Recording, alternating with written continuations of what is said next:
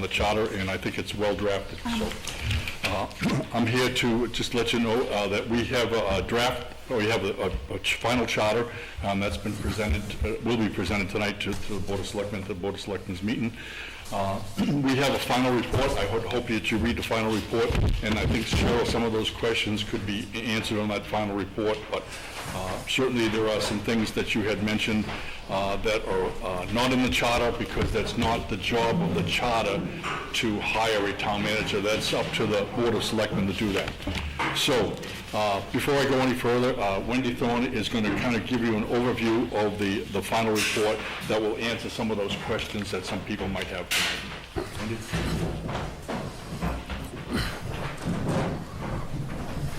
Good evening, everyone. Wendy Thorne, the Vice Chair of the Charter Commission. We welcome all comments, positive or opposing. So let me give you a review of the final report. Thank you. Summary: the Town of Limerick Charter Commission, hereafter Commission, submits the final report of the municipal charter. The Commission believes that the proposed charter will help the Town of Limerick manage the expectations of the municipal officials, officers, as well as meet future challenges and needs of the community for years to come. Charter Commission formation and charge. The Select Board proposed to the voters on June 14, 2022, a ballot question for establishing the charter for the town. The ballot initiative passed on March 7, 2023.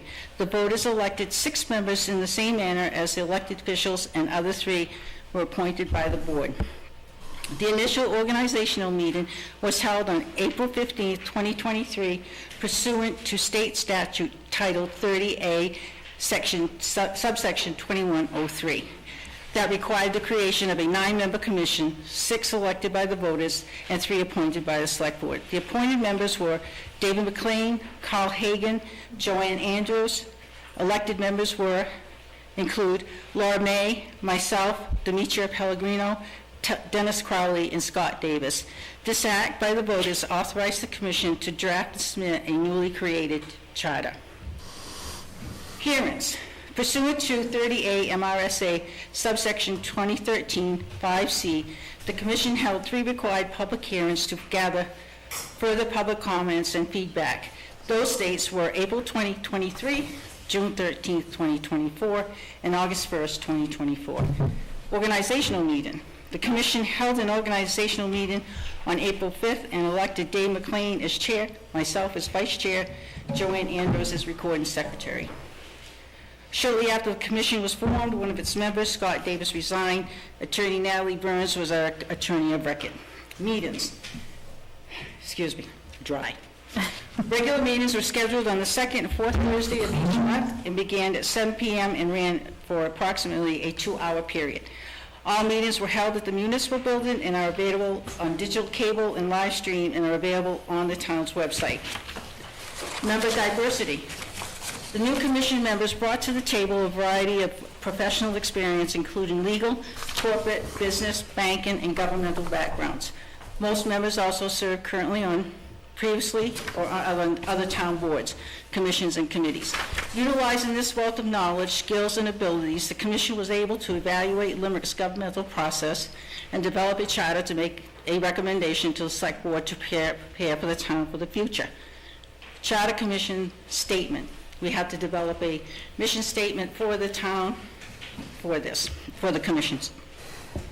It is the goal of the Limerick Charter Commission to be committed to serving the best interests of the community by improving the functioning and effectiveness of local government. It is also the goal of the commission to be fair and impartial during the creation of the charter, engage the community while maintaining the community's values and aspirations. Proposed charter. After a year and a half of meetings, research, and public input, as well as discussions with previous serving officials and numerous residents, the charter is pleased to present to the Select Board a town charter. The Commission discussed and commented on past several years of work that the Select Board has faced. Those discussions led to the conclusion that a more manageable solution would be the hiring of a full-time town manager. The time is upon us, and has been for years, to professionally address the management of the town. The Charter Commission realizes that even when a manager is hired, it will take time for that person to become acclimated with the community. What is new? The changes we'll see is that the hiring of a town manager, elected officials will become appointed officials after their terms end. Employees of the town will no longer be permitted to sit on the seat of the select board. Summary of articles. The charter has been designed to be a user-friendly document while offering detailed guidance on the town government. There are 9 articles. 1, grant the powers to the town. 2, town meetings and elections. 3, board members. 4, administrative organization. 5, boards and committees. 6, petitions and referendums. 7, business and financial provisions. 8, recall, transitional provisions. 9, amendment and revision. Appendix, and there's also an appendix. Below is a short description of the 9 articles. Article 1, grant the powers to the town, and the reason that we chose this. This is a procedural article common to all charters in Maine. It simply updates and reformats what appears in the current charter. 2, Article 2, town meetings and election. This article covers the composition, functions, and legislative authority of the town meeting. 3, board members. This article describes number, eligibility, elections and terms and compensation, and the list goes on. I'm not going to read the whole thing. Article 4, administrative organization. This article covers the administration of the town. This is a change from how the town of Limerick operates currently. Article 5, boards and committees. This article covers appointments to all boards within the town, vacancies, and discussed as well. This article addresses Article 6, petitions and referendums. This article addresses how residents file, examine, and certify petitions, types of petitions, timeframes for submitting, and to whom to submit them to. Article 7, business and financial provisions. This section covers authority, responsibility, budget committee, independent annual audits, and so forth.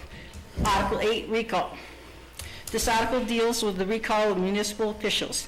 It details the petitioner, petitions for recall, town clerk certification, call of the recall election, ballots for recall, and election results of the election. Article 9, amendments and revisions. This article identifies the avenue to amend or revise decisions of the select board.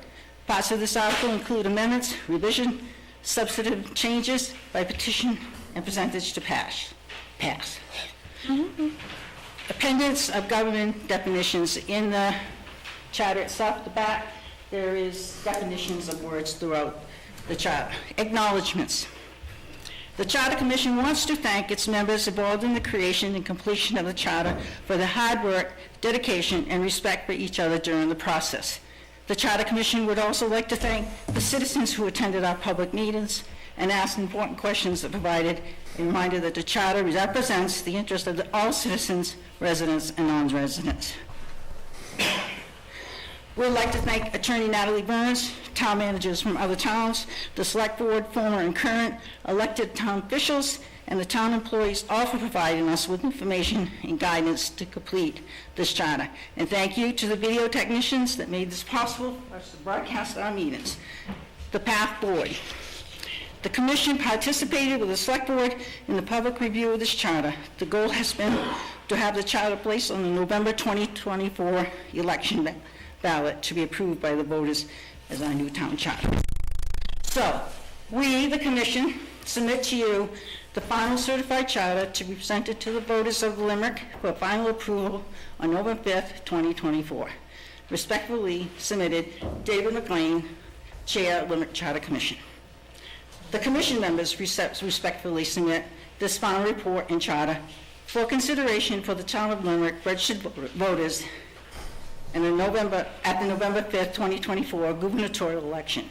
Respectfully submitted, J. David McLean, Wendy Thorne, Joanne Andrews, Cynthia Mullis, Laura May, Dennis Crowley, and Demetria Pellegrino. Now you'll need to accept this in your regular meeting. But that is an overview of what's in the charter. And could I get a glass of water or something? Thanks, Alicia.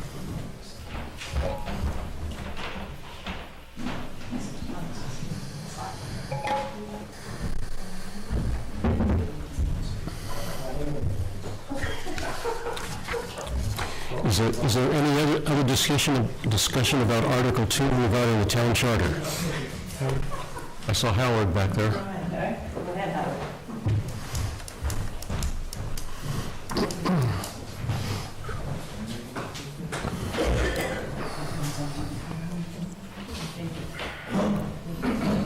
To begin with, I want to go on record saying I'm opposed to it. I'm voting no on this, and the reason being is I think we need to go back to a 3-member board and not have a town manager, because all this does is just add more expense to us taxpayers. The bigger the government gets, the bigger the price tag. And I'm getting sick and tired of paying these high taxes.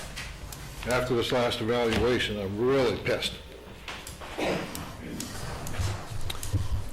Yes.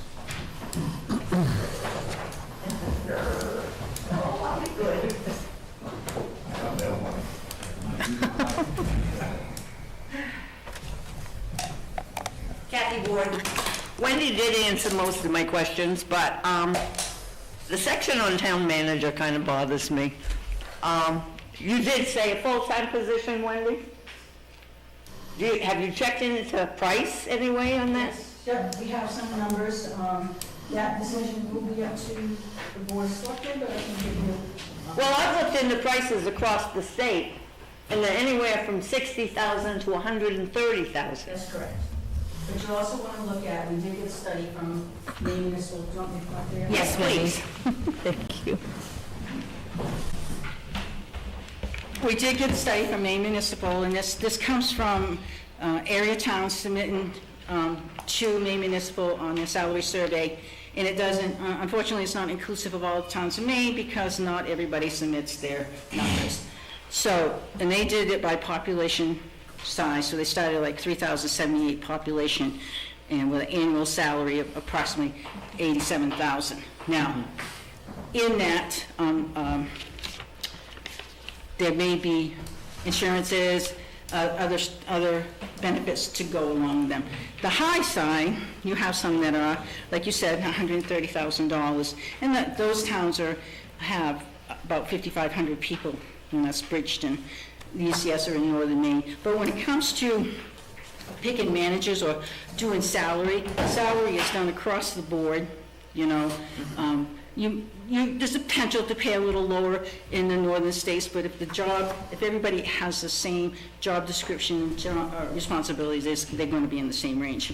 And as discussed with the select board at one of the last meetings, they can do one of two things. They can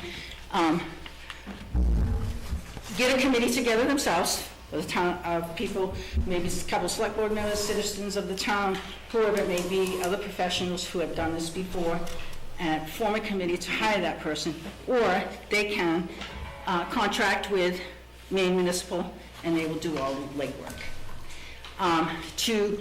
It's a very hard position to be in, to be the select board to choose those individuals. We understand that, and our recommendation is to check into what the cost will be. That cost may, if this passes on November 7th, that cost will be incorporated into your budget year next year, because they're going to have to act upon it immediately to get that. Now, this also doesn't say, would this be a local person or someone that knows nothing about the area? There'll be a job description that goes out there. I gave them a sample of a job description, and it follows all the way through the charter. It's bullet pointed out. It's extrapolated everything that's in this charter that's the responsibility of that manager. Now, we all have to remember that manager comes under the select board, okay? That manager is not up here. That manager is under the level of select board, and then you have the manager and all the people that will work for them. Now, all the positions that are already elected, they'll stay in term until their term is up. And then it should be if they have the new manager in place at that time, which they better have, that person would say to the people that are still here and in those positions that term out to unfortunately, you have to apply for the job, and it would behoove that person who is going to be the manager to hire those people. Okay. Well, I just have a couple comments. First of all, I looked up some of the different amounts that people are paid for this Yes, position. yep. Arundel pays much higher amount than Portland, which surprised me.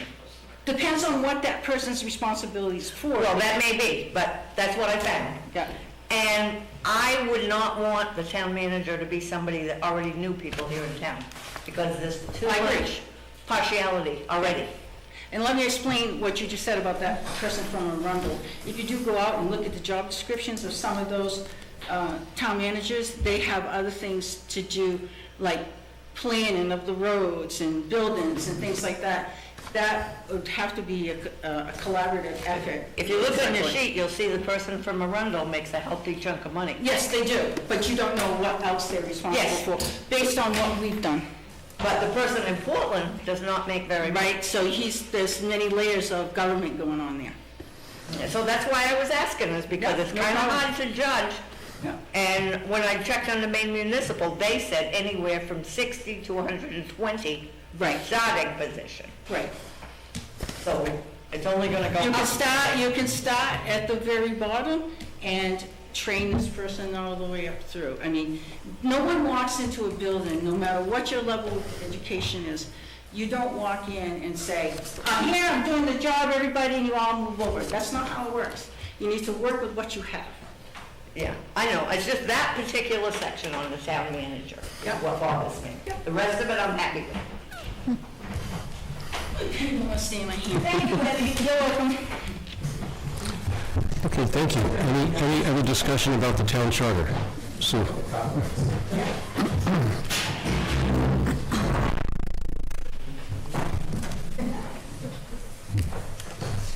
Hi, Sue McIntyre. Just a question, it's probably pretty easy. I just walked in a few minutes ago. I'm just looking at the second, what is new changes the new changes you will see. Number 2, elected officials will become appointed officials after their terms end. I wasn't quite sure if you can clarify. We're still going to be electing, the people are still going to be electing their board members, correct? Correct. Okay, that's all. The board members, yes, but the town clerk, treasurer, tax collector, stuff like that will be hired by the town manager. Okay, all right, so the people still have a voice in this by electing their representatives, the board members? Yes. Okay, all right, yeah, that's it. I'd like to go back to Cheryl Conplace's statement regarding human resources. That person will also be part of human resources, the hiring and the firing, but under the direction or with the collaboration of the select board. That we do not have a human resource director, we all know that. We do not have one. And so now it's left to the 5 of you to make up those decisions. And it's when it's all put together, that person still is not going to say, put the gavel down and say, you're fired, you know, it doesn't work that way. And that person will also take care of all the insurances, 401k administration, all the administrative work that other people are doing that they don't have time to do, and that's why we have some of the issues that we do have.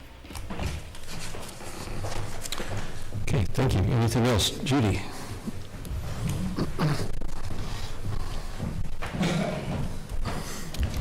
Myself, reading what I've read and what you have spoken, there's no definition in here saying what this job description is going to be. The pay and all this stuff is, again, this is something that's going to happen if this passes. So if this passes, you guys, again, can hire who you want. Might be from town, might be from out of town. Again, hopefully you use your judgment wisely. The pay, if we don't agree with it, we're going to have to come up and ask for this to be revoted again. The decision's after the fact again, is what I'm getting at. Okay, so... There's nothing here in stone. Well, The money's not there. First of all, let me talk, state that. The only time you ever put a dollar amount in any type of article is when you're voting on it. You're asking the townspeople to Raise it. raise and appropriate $100,000. If we put any dollar amounts anywhere in this charter, then that amount will stay forever or until you revise this charter. So, and then, as I spoke earlier regarding the job description, the job description of this charter for the town manager is through, the whole charter gives their job description. I do not have it with me. Does someone have a copy of the charter with, job description of the town manager? Huh? Why is it in the charter? Why is it in there? Because the responsibility of that job description is that of the select board. I kicked forward for them a job description so they could be prepared on November 5th. Unfortunately, I don't have a copy of it with me. If I did, I would read it to you. But anything that's in here, and it discusses the select board and their responsibilities, and those responsibilities will be, some of them will be passed on to. Again, I oppose only because Yeah, that's I think it's detailed now. Yeah. As far as the appointing letter, that has no bearing on Yeah. that, because I could care less. You can vote on that. Any other discussion? I see Steve.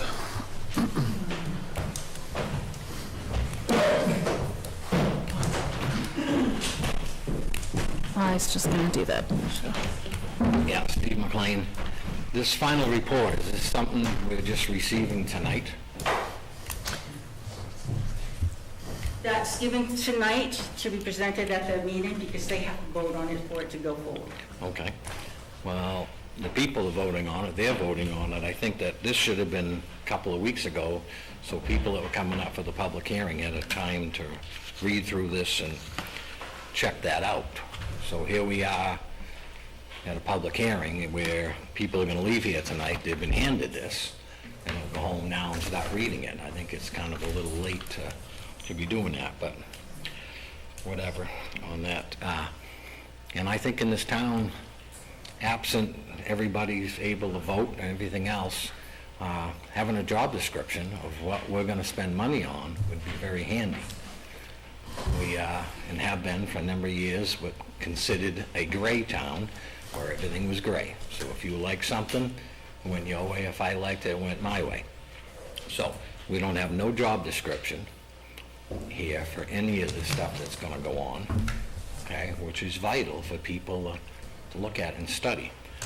And another reason I'm dead against this and urge everybody to vote no on it is a year or so ago we voted, the townspeople voted unanimously that a sitting select person could be on the fire and rescue department. Okay, I spoke about this in detail and said you want to risk this going on. And I think it's sad in this day and age where every department is shorthanded. You've got a qualified person, and nobody can sit here and tell me, I've been on the budget committee 20 years, that a sitting selectman, with the layers we have of doing a budget, one person can go increase their pay or their department's pay. It can't happen, okay? We've had a bunch of shifts up there, we've been shorthanded, okay? Everybody's facing it, and here we are, all right? Somebody that's an EMT license is not going to be able to help the town out. I think it's just absolutely ridiculous going backwards of what we've done, so. So I'll rebut that, if you don't mind. First of all, we do have a job description. It was given to the Board of Selectmen. It is extrapolated from the charter, and the reason that it is not in the charter itself, again, that is subject to change as time moves on. And in order to change the job description, you have to change the charter and you have to reinstate the commission. So, uh-oh. I just lost it. Alicia, what's your password? You're on camera, sorry. Okay, so general summary of this job description. The town manager serves as the administrative officer for the town, managing its affairs under the direction of the select board. General summary, they are to develop and maintain internal policies for the board, maintain town contracts, supervise and manage all town departments, hire and appoint all employees of the town, ensure compliance with state and federal labor laws, develop personnel policy, develop code of ethics, develop job descriptions, create, consolidate, discontinue employment positions, appoint members to the boards and committees with concurrence of the board, consolidate budget input from town departments and all departments, authority of the board to make necessary purchases up to a specified amount as stated in the personnel policy, personnel policy. Monthly report to the select board on final status of town. Prepares annual report for prior activities. Recommends annual salary of employees. Maintains positive public relations. Any requirements of the charter not listed here. So anything that's not listed there, it's in the charter. Everything I just read to you is in the charter under each subsection. Essential job functions. Conducts directives from the Board of Selectmen. Attends meetings, prepares reports, advises on agenda items. Hires, evaluates, and directs department heads and staff. Monitors budgets and financial affairs. Job knowledge. Municipal management and community concerns. Personnel administration. Municipal government programs. State and federal programs. Effective oral and written communication. Ability to listen to others. Organizational and time management skills. Supervisory skills and budget preparation skills. The qualifications are left blank because that is up to the select board what they're designing to hire. Do you want someone with a bachelor's degree? The higher the education, the higher the pay. And there's always that opportunity to give somebody a chance in managing a town. So now, the final report, the directive was the final report was to be to you at the final meeting. We submitted to you the charter to be put on the ballot and gave you an article, shall the town vote the charter in. Let's see.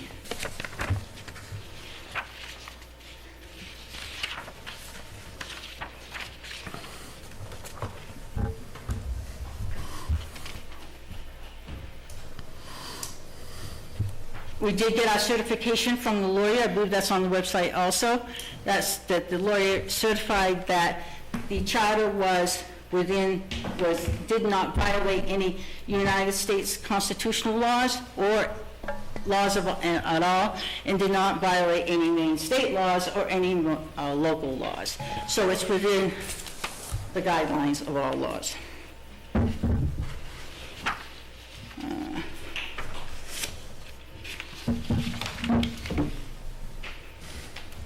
At least 2 weeks before the election, the select board must have the final report of the Charter Commission printed, which we are doing right now, and we're ahead of that process. Make copies available in the town clerk's office. This will go to the town clerk after the board has accepted it. Now, as far as select board members not being employees, July 2020, a citizen petitioned the town to put on the ballot for no employees of the town to be on the select board. No employees, none whatsoever. And I understood the reasoning behind that, and I welcomed it myself, and I saw some of the other Charter Commission members did too. Again, November 2023, it was put on the ballot with the exception of the fire department. This has nothing to do with personalities, has nothing to do with the character of the person, has nothing to do with any personality whatsoever. What it has to do with is protecting that citizen, that is the select board member, who is an employee, and protecting the town. I have a list here of incompatibilities in the town, and I want one interesting thing for you to hear. One office that is incompatible, treasurer is one, fire chief and assistant fire chief cannot be on the select board. Why do you want an employee of the fire department being on the select board and potentially being the boss of that person. Forget the ability to give yourself a raise. You're not going to do that because you do have 4 other members with you. But I don't think that it's fair to do. I didn't like it myself when I was on the board. There were no issues, but I felt that it made for confusion, the potential for people to manipulate things in their favor. And so that's all I have to say about that. Thank you. Some Steve's here again.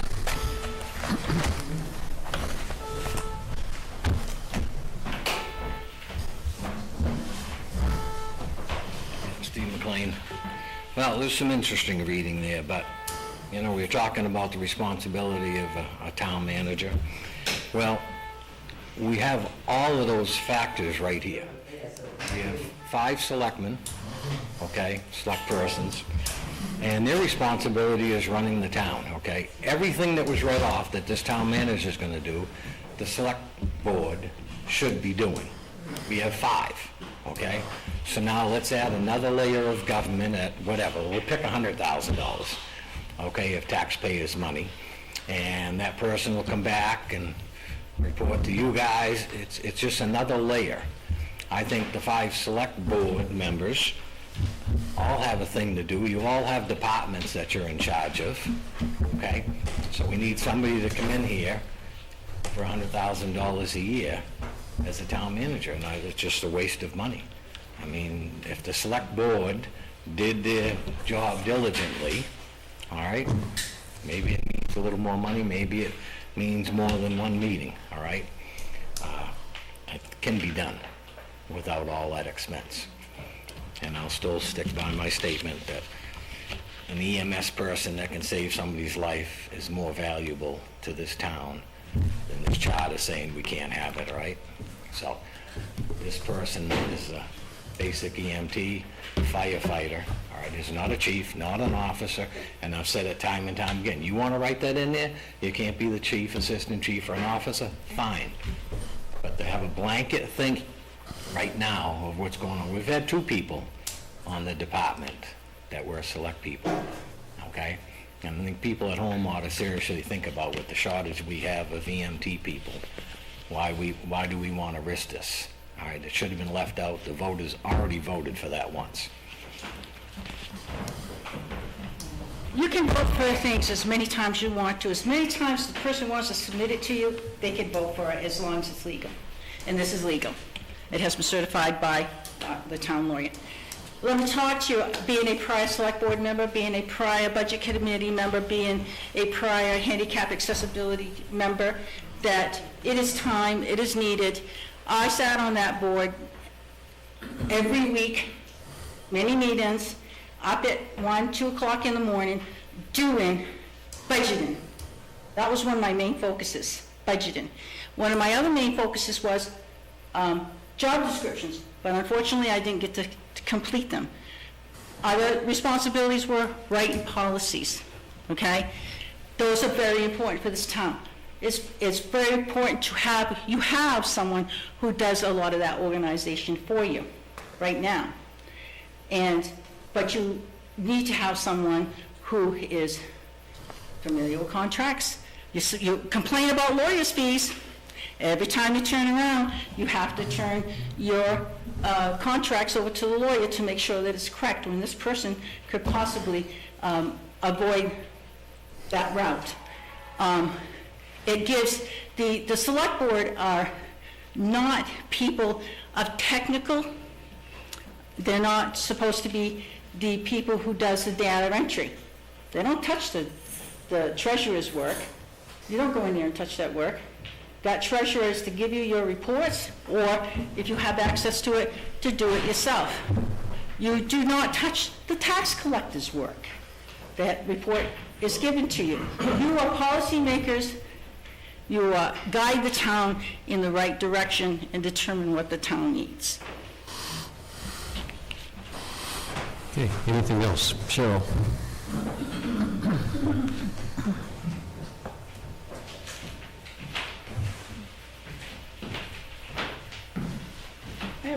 question about this charter.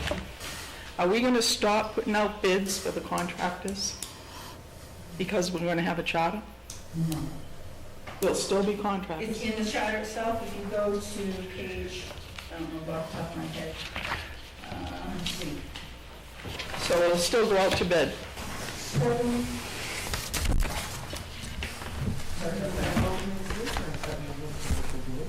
7.72, the board shall adopt a competitive bidding policy that shall contain the following. Contracts that are multi-year shall require town meeting approval. Where did you see that? 17, okay. So all of this will still go out to bid, and I have a problem with the bidding process that our town has set up, for the mere fact that we have set a precedence at one of the meetings when we were talking about the town fuel. We only received, I believe, one bid, but the form wasn't completed. And there was talk that it was going to be resubmitted back out to be advertised. It never did, because the bidder was allowed to come up and sign and finish out that bid. That's that precedence. That means any contract, that anybody that comes and puts a bid out, if their bid is not completed, they can finish it that night. You have set precedence, which is wrong. It should have went back out. This town, I don't know. Between the taxes, the increases I see within this, I can't vote for this. I can't. And I don't see anybody on a fixed income that can.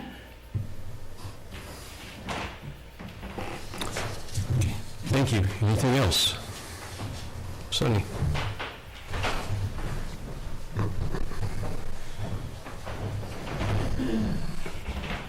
I only have one problem with it, Sonny LePage. Money. That's the all of it. We are in the bucket for fire stations and trucks and this and that and so forth and so on. Okay, we've just come off in one of the biggest tax hikes that we've had in this town in 25 to 30 years. We're going to pay for it now. And here we are talking about another $60,000 to $120,000 minimum for this manager. Okay? Well, I think it's going to be closer to the 120 than it is the 60. I really believe that. And not only that, but there's going to be other stuff that's going to go along with it. I don't see this happening. Maybe at a later time, it could be fine. Right now, I think we need to get financially secure, and this isn't it. Thank you. So as far as the cost goes, the cost in the end may outweigh itself, because I want you to go back through the years. The town has had a lot of attorney fees. And there's been numerous attorney fees. And potentially, possibly with that of it, if we had a town manager at that time, maybe some of these things wouldn't have been missed. And we need organization, we need structure, and we need continuity. And that we do not have, and not just on this board, on all boards. You need to have some continuity and structure. Thank you. Okay, anything else on Article 2?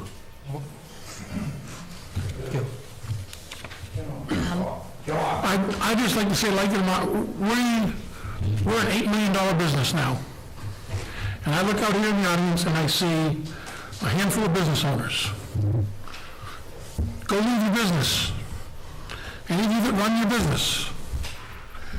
Somebody has to be, there's too much going on a daily basis to not have someone in this building, in this town, running the daily operations.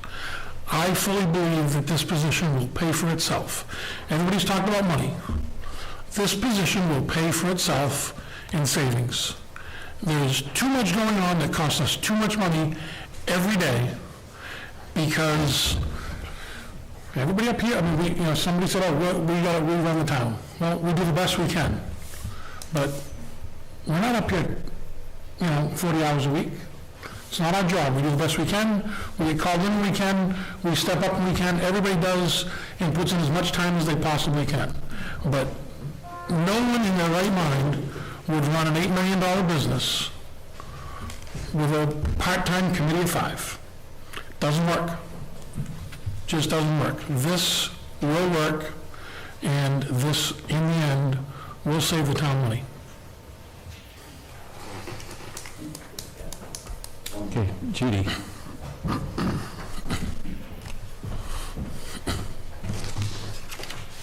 I hear what you're saying there also, because like I said, we've had administrative associates and all of them back in the day, and they were good ones. I mean, they did keep on top of things for the Board of Selectmen, went and beyond what really you should have had to do. So in a way, I was always considered them like a manager.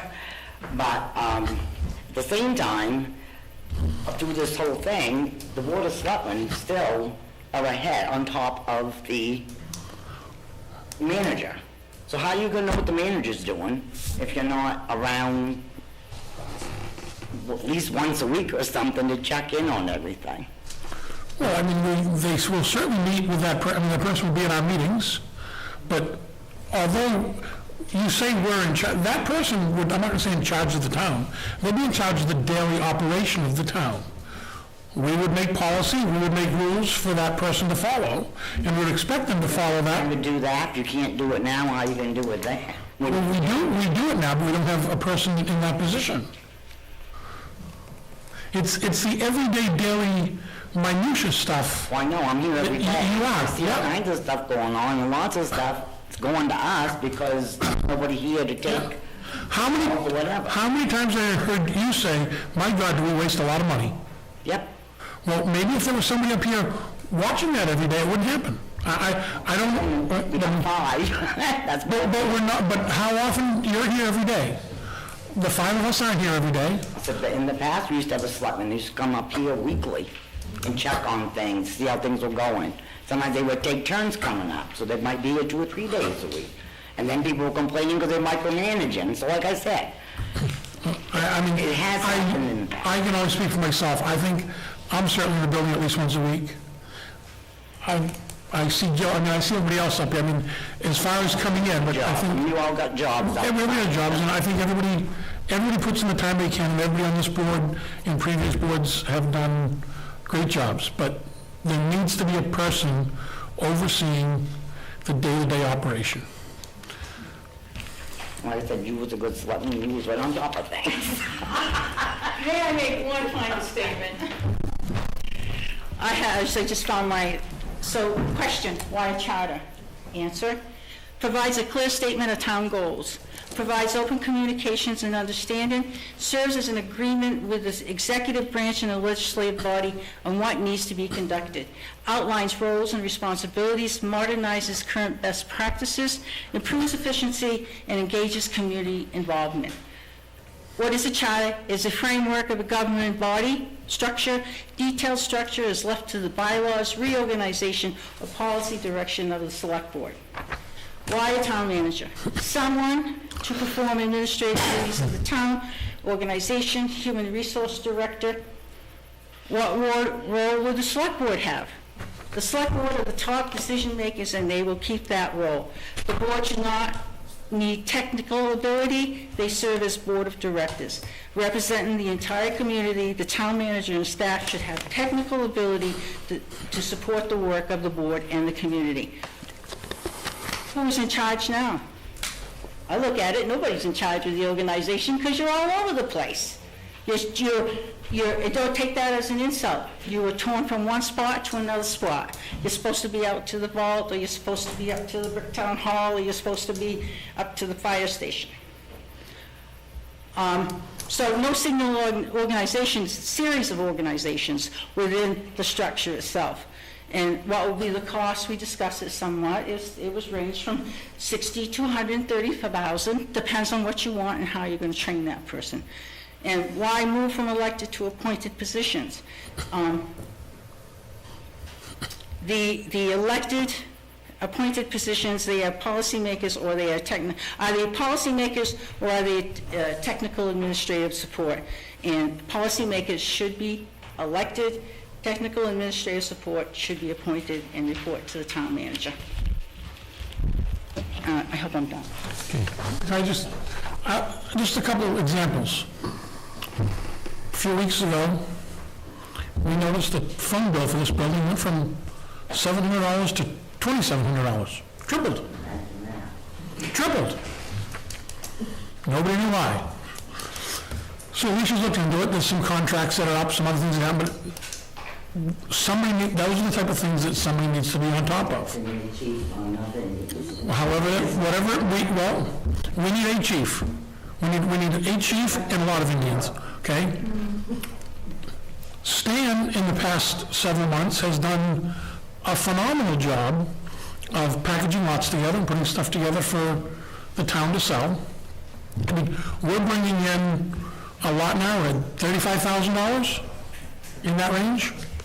If we sold 4 a year, how many years could we go? How many years could we go? If we took lots in our and we sold 4 a year, how long would we go? He's taking those calculated a long time? 25 years. 4 lots at $35,000, $40,000 a year, $160,000 a year. Pays for the town manager. Okay? I mean, there's plenty of ways for this person, man or woman who gets this job, to bring money into the town, grants, federal money, state money. You know, that this, again, I think this job will pay for itself. Will we get rid of some of the committees? Or are we still going to have all these committees doing the same thing? I don't have an answer. I don't know the answer for that, right? I don't know. You're still going to have committees. It's in the charter. I can't remember which section it is, 5 or something, 5 or 6. Well, we put $5,000 in for grant writing. Maybe we don't need a grant writer. Maybe this person does that. Part of their... Maybe that comes as part of their job. Well, no, because if we say this person will be the grant writer here tonight, the first time John Coover writes a grant for us or somebody else, we're going to be called liars. So you can't predict the future, but these are things that this person can do that can pay their own way. I heard it was commented out in the wired world, you know, how come, we discussed going from 5 to 3 select board members, but we changed our thought process on that again, because we know there's going to be a lot of work to acclimate this new person, whoever that may be, whether it's a seasoned individual or a newly a green individual. And maybe in the future, you could actually revise the charter to move it down. But standard is to have 5 select board members, because if you have 3 and one of you is going, it doesn't make for good policy, or good politics is the word to say. Sue?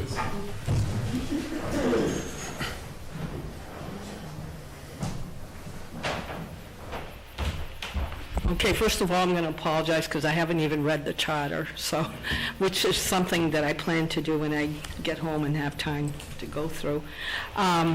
So there may already be an answer to what I'm going to ask, but I'm assuming if the board will be above the town manager, this town manager will be providing you with daily, weekly reports to you all the time. Have you put that in the job description? And what those reports would be? No different than the superintendent of schools. Well, The superintendent of schools runs the school district, and is an 18-member board. He answers to the board, but when something happens at 2 o'clock in the afternoon, it's his responsibility to take But I'm to take care of wondering, it. is that going to be on a regular basis, that the town manager will be providing you, the board, with some type of It doesn't Well, have I to think it would be, be... I think if I were on this board when the town manager comes, it would certainly be expected they would be at every meeting we have. I mean, that's a minimum. Right, right. I mean, I think that's the expectation. Yeah. And I think, I mean, if this does get voted through, I don't know who's going to run again, who will be here.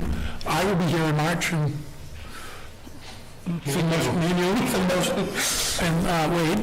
Wait, yeah. And we've talked about this process. The hiring process isn't going to be the 4 or 5 of us throwing it out in the newspaper and looking for somebody. We've talked about budgeting some money to get professional help, whether it's through MMA or another agency, to do the advertising nationwide, do the vetting, and then they would come and they would say, we interviewed X number of people for your job, and we believe these are your top 2 or 3 candidates, and they would bring them forward to the board.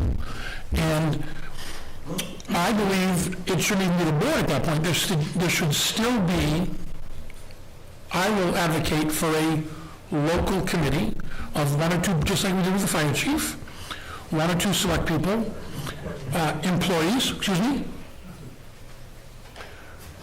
of the town, citizens of the town, other elected officials, that would be the committee that would ultimately bring the person. The board has to ultimately hire that person, but it would go through a good process of to vet a private company. MMA is not a private company, but some organization to handle all the upfront stuff, the advertising, the initial interviewing. They would then bring them to the hiring committee, and the hiring committee would recommend 1 person to the board. Now, I assume, just because that was thrown out, grant writing, so that is not part of the job description, but I'm assuming that job description is fluid. You could change the job description, correct, to... Sure. If the board so instructed the town manager to spend some time looking for and writing grants, then they would be expected to do that. If they're not, Someone like that would be able to report to you and keep you apprised of what's going on, because I think it would be important for the town manager to at least report to you on a regular basis, right? I think if you watch on TV other towns that have town managers, there's certainly, the town manager is sitting at the end of the select board table at every meeting. I mean, that's a given. Then I heard at the beginning, so like I said, forgive me because I didn't read it, so there were concerns about public works and how it would come under, would it come under the purview of the town man. Could you explain that? And I wrote down the equipment in the district. Okay, so first of all, there'll still be a road commissioner. That is an elected term, as now that responsibility. As it stands now, the road commissioner is an elected position, but is under the purview of the select board. The select board makes recommendations to the select board about what has to be done in the town. So let me go to administrative organization for you. The town manager, so the job description that you have, the mock-up that I did for you, stated in there, anything that's not listed in here or anything that may change in the town itself. And we have to remember that the organizational structure of the town is legislative body, executive branch, town manager, and all the employees and managers thereof, because that town manager can hire a person to manage the tax collector's office, and she can still have a deputy. And one thing that people have to understand, that town manager that tax collector is still going to run by state law and regulation. They can't tell them what to do and how to do it. Well, within reason, I guess. The administration of the town and the employees shall be vested in the town manager. The town manager shall be hired as an employee of the town by the board. They'll have the final say, as John said. They'll have the final say on who they're going to pick. The board shall negotiate an employment contract. So there'll be a contract, a three-year contract. At the end of 3 years, or if there's any reason in between that person is not working out, they will have to consult with the town lawyer on how to handle that. Salary and benefits and other incidentals will be in that contract. They're going to be, from any items that may not be covered in the contract, the personnel policy shall apply. So they are going to be instrumental in the personnel policy. The personnel policy had redone back in 2022 or 2021, and they've been updating it since, making sure that you're up to applicable laws. And commencing at the end of the current elected term of the town clerk, tax collector, road commissioner, and treasurer, and the town manager shall appoint those positions subject to the approval of the select board. So it's not entirely up to the town manager to hire those people. And as far as a public works department, you may still hire a road commissioner who has the equipment. That's in the future. I can't answer that question. Okay, anything else? I see Joanne.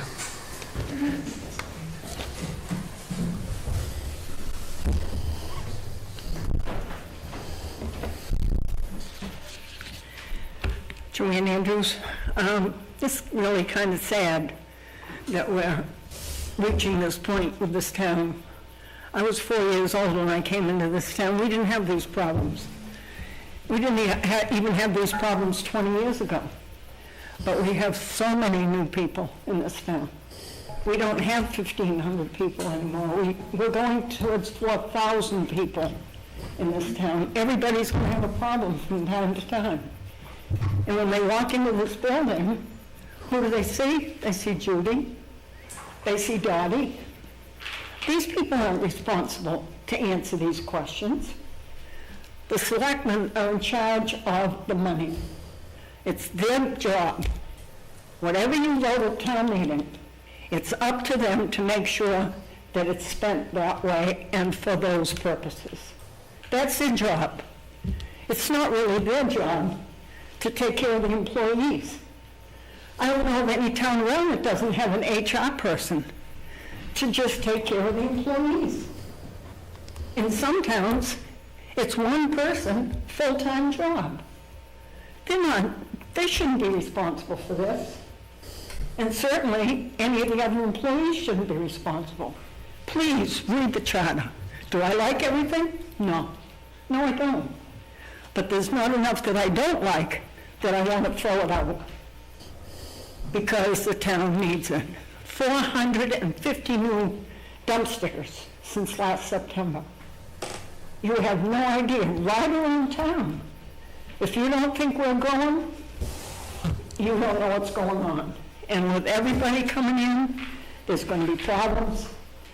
There's going to be changes. I think it's sad. I think it's sad we have to change. We're probably in a few years going to be reaching 5,000 and 10,000. We'll be in the same boat Waterborough's in. But no, I don't like everything that's in here. But it certainly isn't enough for me to throw it out the window, because it's been a long time coming, and I think the town needs it. Okay, thank you. Anything else? Steve, another time?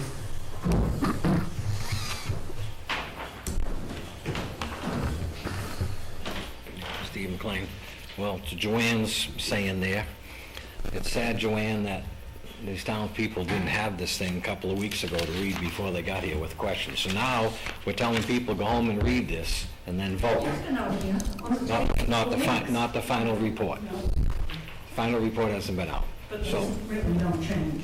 well, I don't know about that. Everybody could follow. Yeah, but anyway, it should, before you have a meeting, the final report should be out so everybody can look at it, okay? We're taking it away, the voice of the people. How many meetings did you have? We had 3 public hearings. 3 public hearings And 15 meetings. and 15 meetings, all televised. And some were not televised. There's plenty of opportunity for people to jump in while this thing is going on. When they get in hand, can sit at home and read it, John, that's another thing. But did anyone think about a part-time manager? 10 years ago, there was Gary Lamb from Waterboro come up and proposed being a part-time manager. That's been thrown out, start small, go big, all right? And you were talking about money for help for the to look for a town manager, search and everything else, all right? So that's, more money coming in there. And what we're gonna lose here is the people's voice, electing a treasurer, town clerk, tax collector, road commissioner, all that stuff people ought to understand is going out the window. Okay, so we could be that. The other thing I want to say, and I've said it 4 or 5 times, is, Judy says people come to her, Dottie, everybody else, but for a number of years, we had selectman's secretary, administrator, whatever, for 40 hours a week, and that seemed to go away.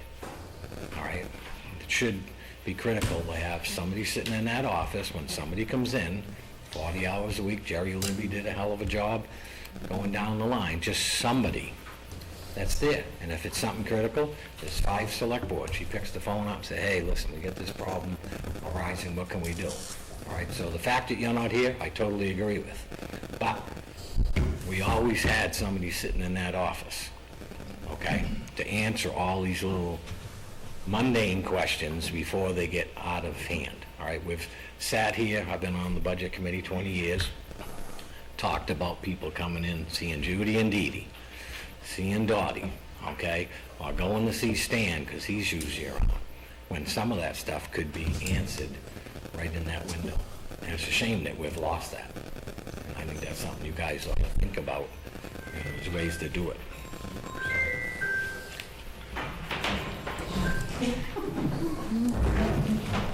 Dennis Crowley from the Charter Commission. I just want to address first Steve's comment there about the paper, the final report not being out in time for people. The people are not voting on the final report. The people are voting on the charter, which has been out, the charter which we have presented at 3 public hearings and held at open meetings, televised meetings throughout the years. I just want to make sure we're clear on that. And the other comment as far as getting rid of the road commissioner, tax collector and such, we're not. Those positions may not be elected on anymore, but those positions are still in the charter. They're just going to be hired separately. They're just going to have different controls over them to improve continuity within the town. We need some oversight of all these positions. Today, there's no oversight over an elected position. So I think that's, oversight other than the board, but the board can't do anything to an elected official.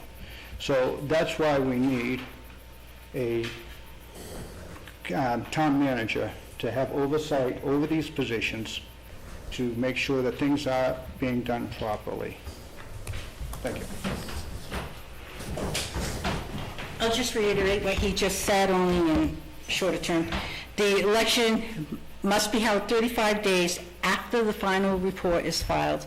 At your meeting, which we get another article to go over, we will submit it to you officially at your meeting, and you will accept it, and you're within the time frame.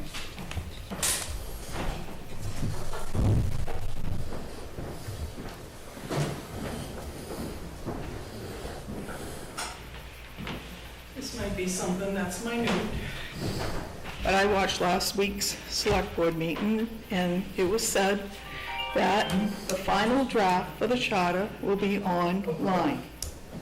Well, I went online, and all I could find was a draft. Not the final report, it's a draft. So I've got 29 pages here, both sides, and I've got this little page saying final report. Why do I have one saying draft? Can we speak to that, please? We apologize for that error, and I brought it to the attention of the chair and said that the charter went online saying the words draft. That is the factual, actual, final document that is on the website now. What you have in your hand is the final document. Yours just happens to say draft, and if you need a copy of it, we'll gladly get you one. Okay. But it was the error our error, and we apologize for that. Wouldn't it be considered a draft until we accept it to be voted on? Technically, yes. Tested by the town clerk. That too. It's an official document, it's not attested in on That is correct, too. Yeah. It has to be 3 That wouldn't be something that happens until it's voted in, right? The only other thing I'd like to say about this is that it's a good document, but it's way too vague, and at this present time, I don't feel the town can afford it. Granted, you're saying $60,000 to $130,000. John's talking about putting it out to some source to, how much is that? 20,000 for them to find somebody? And then we, as townspeople, are relinquishing a lot of control to this board that questions nothing. I watch the town meetings. I have questions. I couldn't come up. I watch it the next day. No one questions anything. Everyone just, yep. We're going to take money out of reserve accounts for different projects. How much is even left there? Aren't we bankrupt if we were a business? We're not bankrupt, no, but Pretty close to it.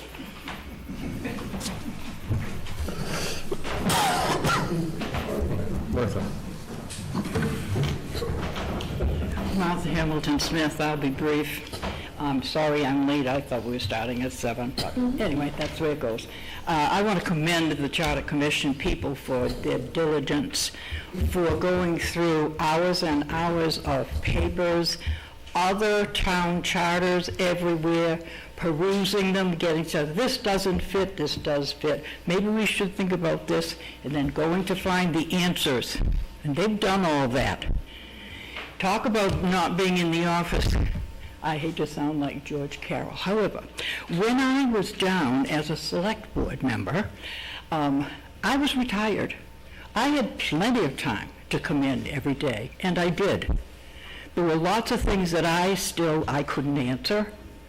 But today, you all have jobs. You have, daytime, nighttime, every time, and kids at home. You cannot possibly do this job adequately. It's too complicated now. The laws are so intricate, you have to have complete knowledge of that. I was really glad to see in your charter that one of the requirements of boards was that each person had an educational component that they are going to be required to keep learning as you're on the job. That is a good thing. I feel you've had plenty of time. Our whole democracy depends upon an educated populace. And if people aren't interested enough to come in and find out what's going on and then vote accordingly, instead of listening to one or two people, and there's always the complainers, always. But look for yourself, folks. Remember Mike Gilpatrick was our CEO for a long time. Yeah, we lost him. He went over to Newfield? Waterville. Okay. He came back one night, and I was here, and he said, you people have no idea of how easy it is over there to do business, how much money they have saved by having one person in charge of knowing that, being professionally accountable for that. And I think it's the only way that we can go. We are growing too fast. We are no longer just a farming community. People need to have a professional person who knows the rules and has a place to go and will speak his or her piece. Thank you. I support the bill. Okay, thank you. Anyone else? One last second. I know that most of the talk tonight was around money and that we can't afford it.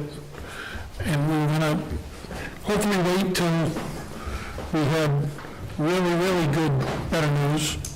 But the money from the fire station has started to come in. The first check today, the first deposits hit our account today.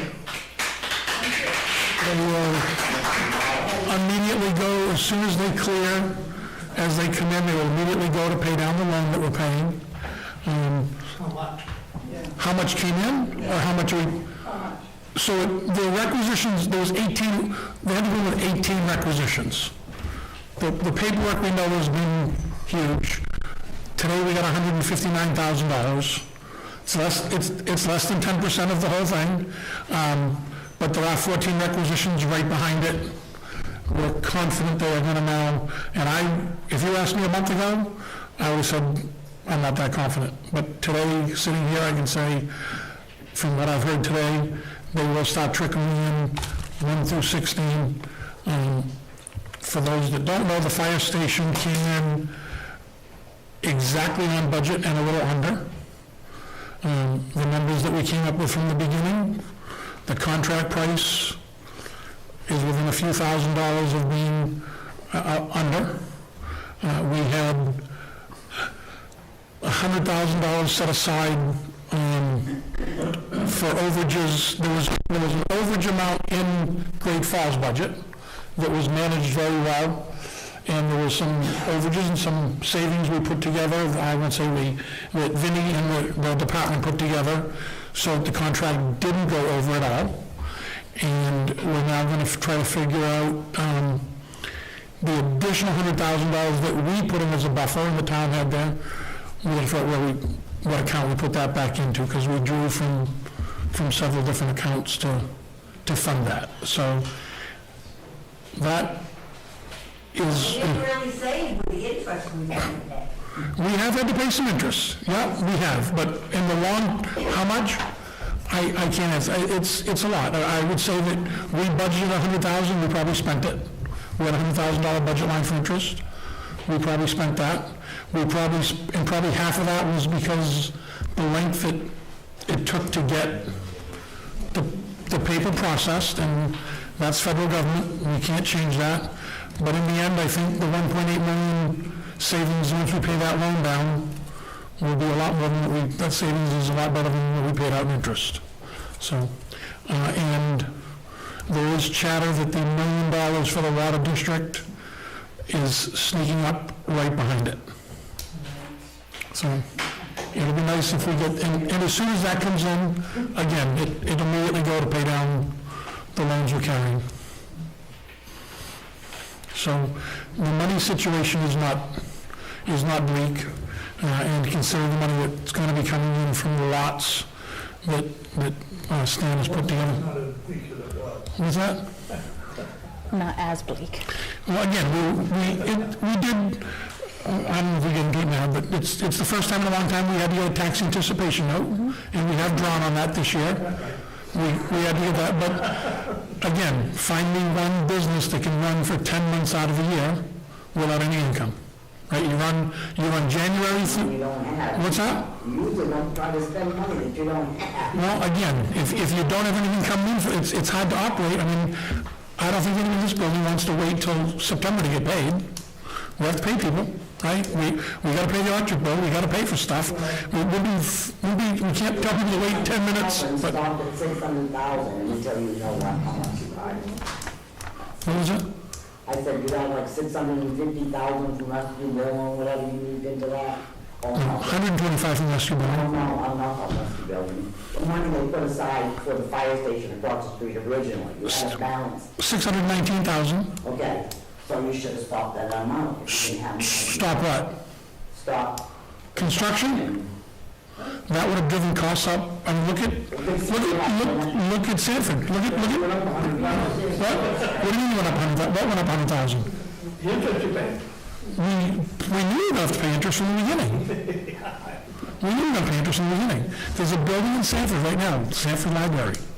They started construction, and right now, because they didn't plan as well as we did, the construction is shut down. The number one contractor put a $650,000 lien on the library, and they've stopped. And they figure that stop is going to cost them hundreds of thousands of dollars when they decide to pick back up. So the process wasn't great. The federal government was very difficult to deal with. but we sit today with, in a good position in that building. So. Okay, well, let's move on to Article 3 then. Shall the town vote by secret ballot on all warrant articles and elected positions for the March 2025 annual election?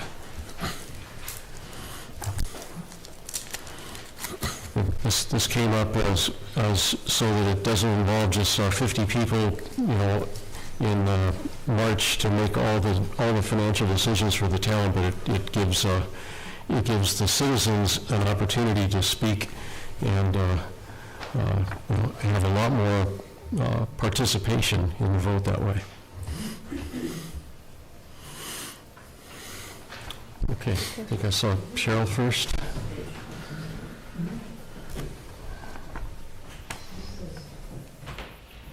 What happens if this one does not pass? How will we be voting? Then we'll have to have the usual town meeting in March. That's why it's,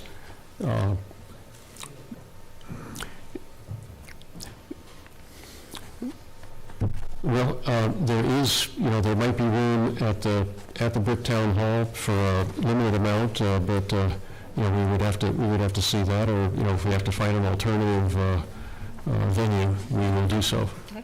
Okay, so say it passes, it's not bad that everyone can sit down and read and vote for what they want if everything wasn't put from A to J in one conglomerate.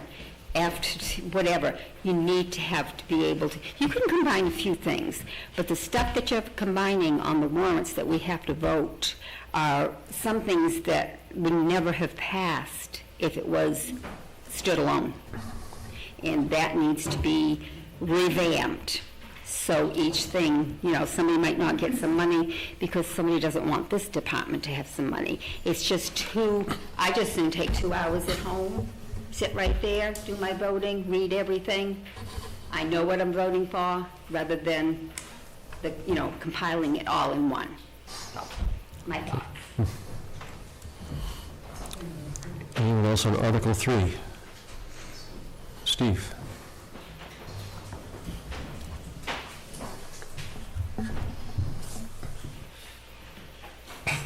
Steve McLean. So there's not much confusion. I think this will be the third year that we've done this.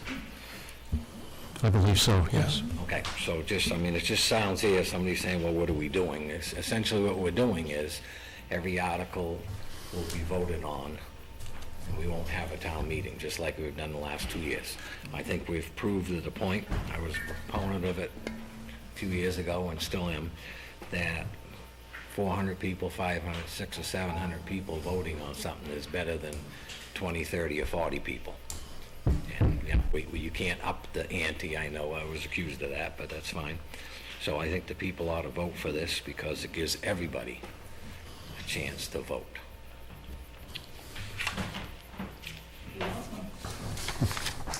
Okay.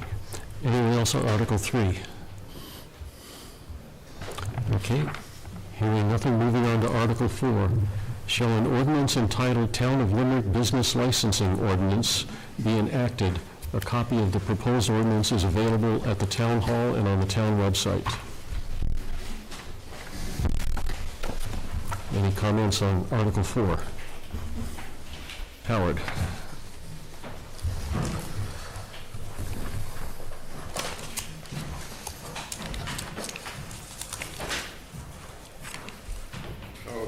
We voted back in March of 2023 to just have business registrations.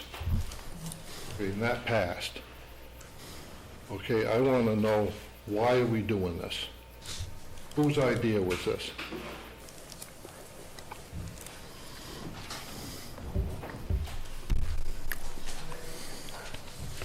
Nobody did it? Nobody's got any ideas?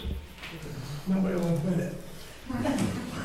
Well, I want to know if we're supposed to register, how come I already got my license?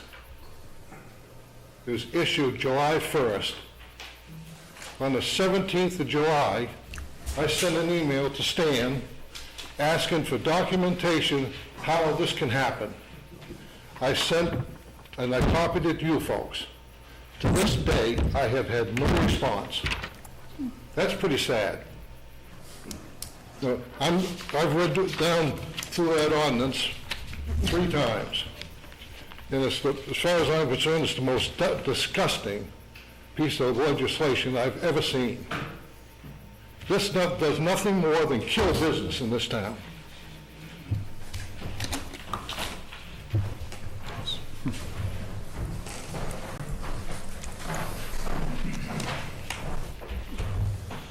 Sean Gerard, CIA Salvage. I would like to take the time to thank everybody that's put time into this. Obviously, I make front page quite well. I have a lot of little notes in here that goes down through it. Some of my highlights is, does this apply to all businesses? Because if we're going to go after one business, we should go back after everybody. And I was told that it takes anybody that has a state license. Well, if you have a sales tax certificate through the state of Maine, I believe you're a legitimate business. So it should go back after everybody, whether it's the dog care, the lawn care, anybody. Issuing holding me against the gun, saying that if my taxes aren't paid, you know, I employ 26 people. There's times I have plenty of money. There's times I don't have a penny. But we all come to work, we all do what we're doing. To say that I'm not going to get a business license unless all my taxes are paid. We do everything we can to support the community. We bring in people, we bring in resources, we bring in fuel, all of that. A lot of this in here is inspections, planning board, select board. I already have to come to all you guys. I go to the planning board every 2 years to get raped. I come to the select board to get taken care of. And then usually the select board says, well, planning board's already taken care of you enough, we're pretty good. Last year I came here, I had to put up fencing, and because I got a neighbor that goes by at 55 miles an hour and he can see you something in the yard. So we put up about 600 feet of fencing where we had planted trees. We've done all of that. The inspection stand is able to come to me every day if he wants. I already go through it all. Is it fair to everybody else to have to jump through all the ropes and spend the tens of thousands of dollars we talked about here for attorney fees and everything else? I spent probably 40 grand last year in attorney fees, and I'm still going. We got a ruling today from Superior Court with Dr. Farron. Who determines in this ordinance, it says here, who determines what a nuisance is to neighbors? We ought to go through that. I fight that every day. Just because I have 1 or 2 neighbors that complain because they don't want to see what I am on Range Road, they call down and they talk to Stan or the code enforcement, or they talk to you guys and say, and this is the truth, Stan can vouch for it. I had a call that I was starting my trucks too early. I had a truck stop over there one morning at 6:35. GPS is on the truck. I showed it to Stan. 10 minutes later, he had his trailer on and he was gone. I don't run a business over the Range Road. I simply have a license so that down the road I can operate and do things.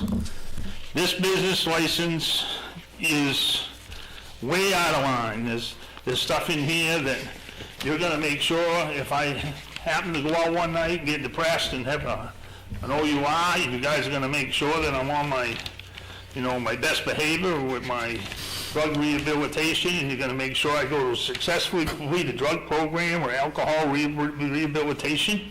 That's not the town's job. There's a lot of stuff in here that's not right for whatever. We talked about the business license. I have a business license, and we have them in several towns, but it doesn't say you guys are going to come down, check my OUI record. I already have to do that as a licensed dealer with the state of Maine. But is it right for you guys to turn around and do what everybody else in town? The tattoo artist has to get a license from the state. He has to do whatever he does. He's in here. But are we gonna take and make it fair so that everybody has to get a license? Or are we gonna get the piece of paper that Stan sent out that I have on my board in my office that says I already have a business license? But I think this is way overstepping, and I doubt, my lawyer is looking at it to see, I doubt very much of it is a lot of legal crap. Thank you. Yes, Brad.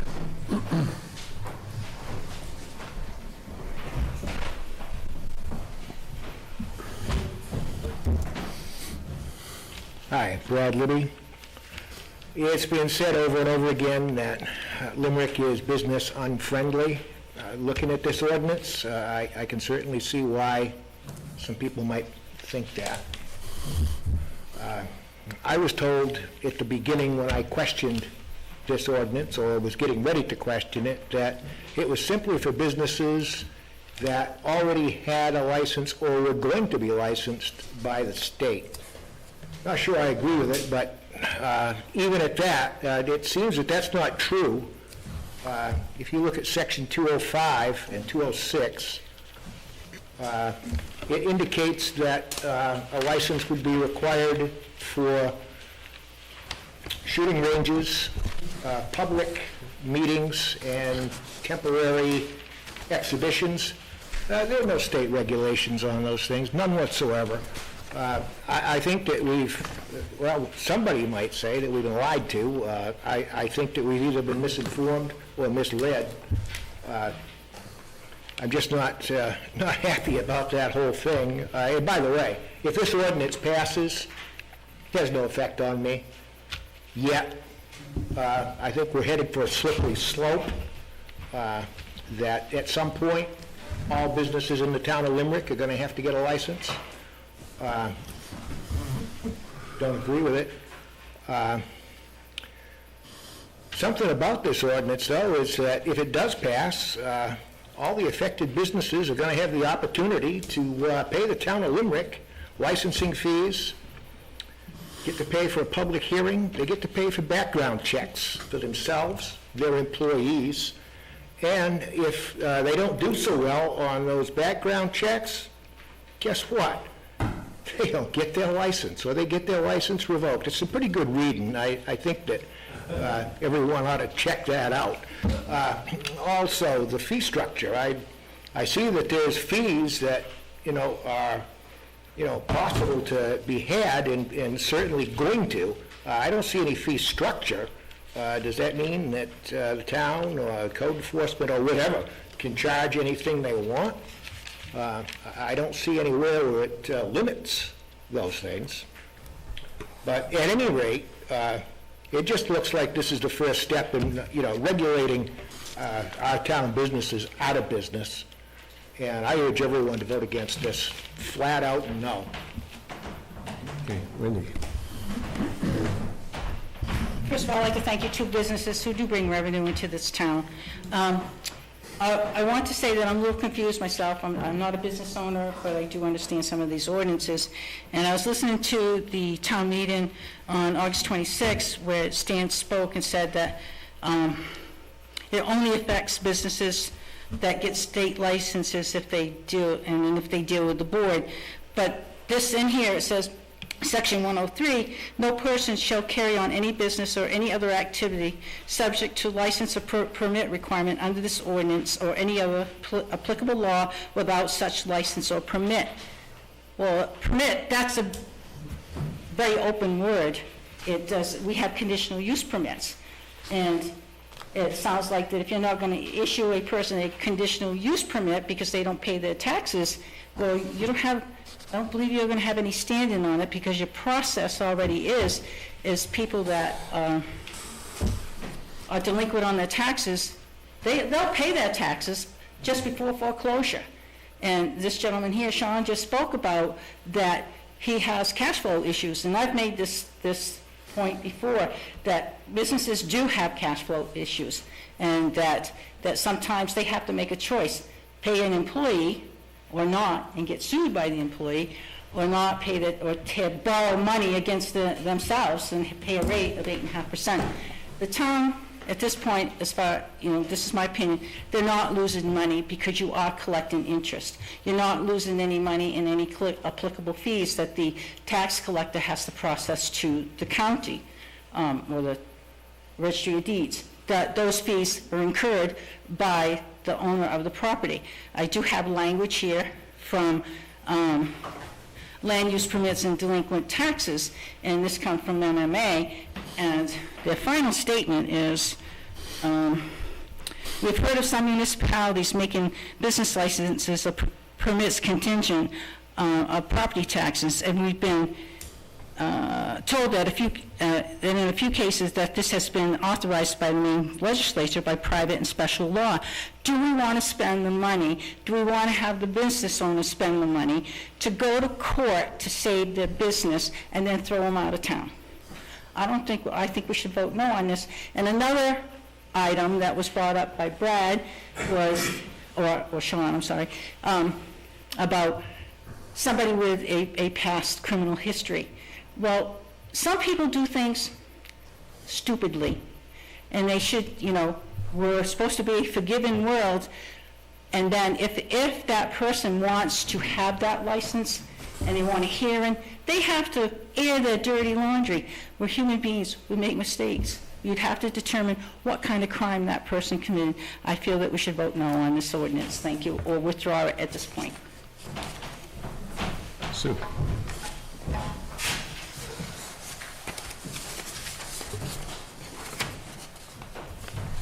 First of all, I want to say I agree with everything Wendy said. I looked at this, and I can understand some of it, but the first thought was, what precipitated this? What's the mission? What's the goal of this? That was my first thought, and I found it confusing. I'm looking at some of this, places of assembly, temporary exhibitions for purpose of amusement, and I'm thinking, well, sometimes we have a couple of places that have had music out by Secocas Lake. Is that going to be considered something that this person now needs to go get a permit to have that? I mean, there were only maybe the last time I went, it was fun, it was nice, right by the water. We got up and danced a little bit, maybe 25, 30 people. There's no, it's very general. And then I've thought of some people that have art, they do artwork. It says both indoors and outdoors. So will that person who has an art gallery need to go out and get a permit and pay a fee? I don't know. I don't think this is supportive of any businesses in the town. Maybe it needs to be fine-tuned. I don't know, but I agree with Wendy. May I ask one question? I'm assuming what spurred this is delinquent taxes, correct? No? But I want to know what do businesses in the town have delinquent taxes? Is it the same person over and over again? Is it maybe 1, 2, 3 people? And these laws or this ordinance is quite restrictive, and I like the hometown feeling, but I also want people to make a living too. Sean.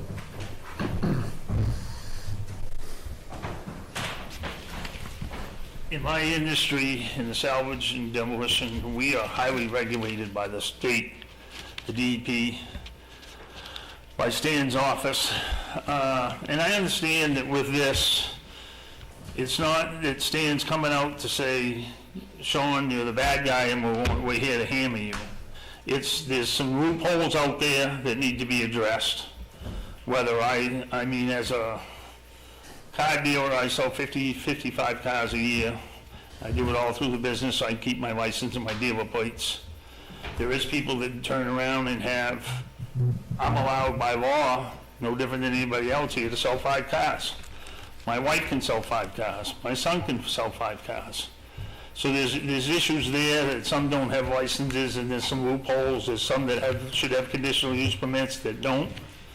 But I don't think shoving this down our throat is the way to go. I mean, 90% of what's in here, I already do. If I have a problem, Stan can come to me, he can come to my business every day. He can take my license. He can make me come back to see you guys.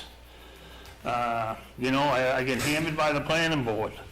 And a lot of it is personal things. You know, I may have an abutter that's family, and they don't step aside, or they don't do what's right. That's where I think sometimes, you know, the town manager would be all right, if the town manager could take care of that stuff. But I certainly don't think that everything in here is good, and I don't think there's a lot of stuff in here. Who's gonna determine if I'm the good neighbor or a bad neighbor? I support 26 people. We all eat out for lunch every day, except for me, I'm too fat. Once in a while, I'll bring my own lunch. But other than that, we support the supermarket. We support Dunkin' Donuts, the Doughboy, Uptown Main Street. We're all here. You've got all these people buying gas and everything else that come here. Limerick is not a business-friendly town. And I don't say it to be mean, but we are here, and we don't make it any too easy for any business to be in this town. We should be opening our arms. Maybe nobody likes what I do, but there's, you know, we brought Dunkin' Donuts. There was an article on Facebook, and I reached out and I says, if you don't like Dunkin' Donuts, cater to the Doughboy if that's who you like. I prefer the Doughboy. I dealt with them for 20 years. I go in, they say hi to me, they know me. Not that Dunkin' Donuts doesn't, but everybody has a different business. You can go where you want, you can get what you want, but we should be taking and figuring out how to bring people in. I don't have no trash services. I'm not allowed to have a trash can to bring for Mellon. You guys want to save money? Do what Stan did down in Leamington. Shut the businesses off. Make the businesses pay for their own dumpsters. Some businesses do because they don't want to deal with the town on that. But change some of the stuff that we do. There's ways to make money and there's ways to save money. Town of Leamington, you pay for your trash if you're a business. Curbside won't pick up. So that's what I got to say, and I appreciate your time.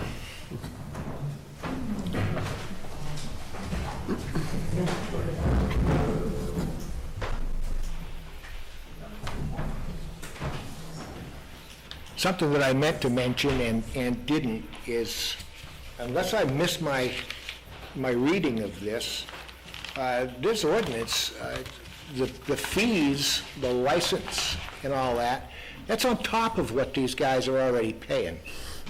So the used car dealer, I'm assuming a restaurant, any place that sells liquor, the supermarket that sells beer, whatever the case may be, they have to go through whatever hoops they have to go through to get their licenses to operate the way things are right now. If this ordinance passes, they're going to have to go through it all over again and cost them even more than they spent with the state to get their license in the first place. And for what? My suggestion is nothing.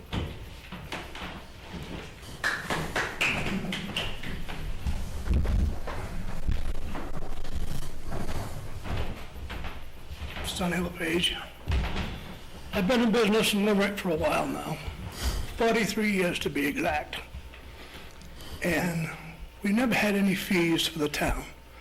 We've always had, as Sean had said, we have state licenses, so forth, so on. I have to come to the Selectboard once every 5 years.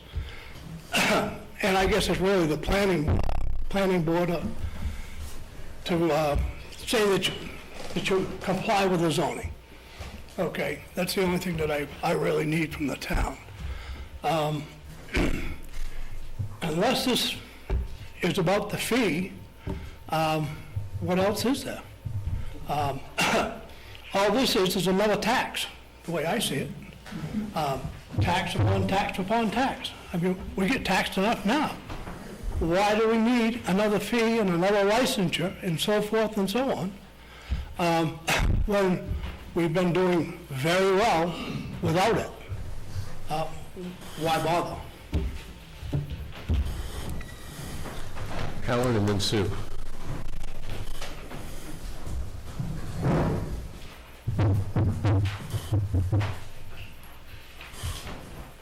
One thing nobody's mentioned so far, and that's on the licensing from the state.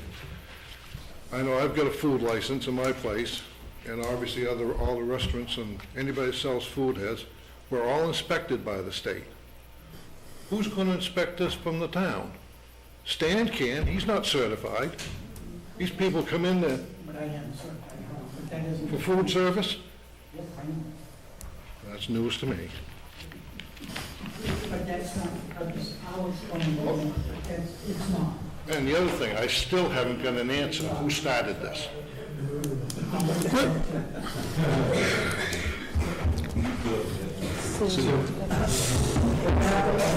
have to wonder, is that just to make yourself a job?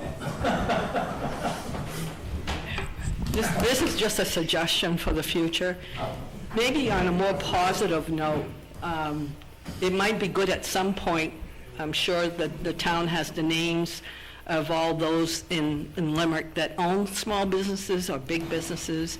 At some point, maybe it would be good to maybe just get everyone together on an informal basis. And if there have been issues, then maybe that could be brought up, and maybe together, with some feedback, we could come up with some solutions, because something had to have spurred this to begin with. That might be a better positive approach, and when you get people involved together to try to solve a problem, then maybe everybody's more cooperative and ready to move forward. Just a thought.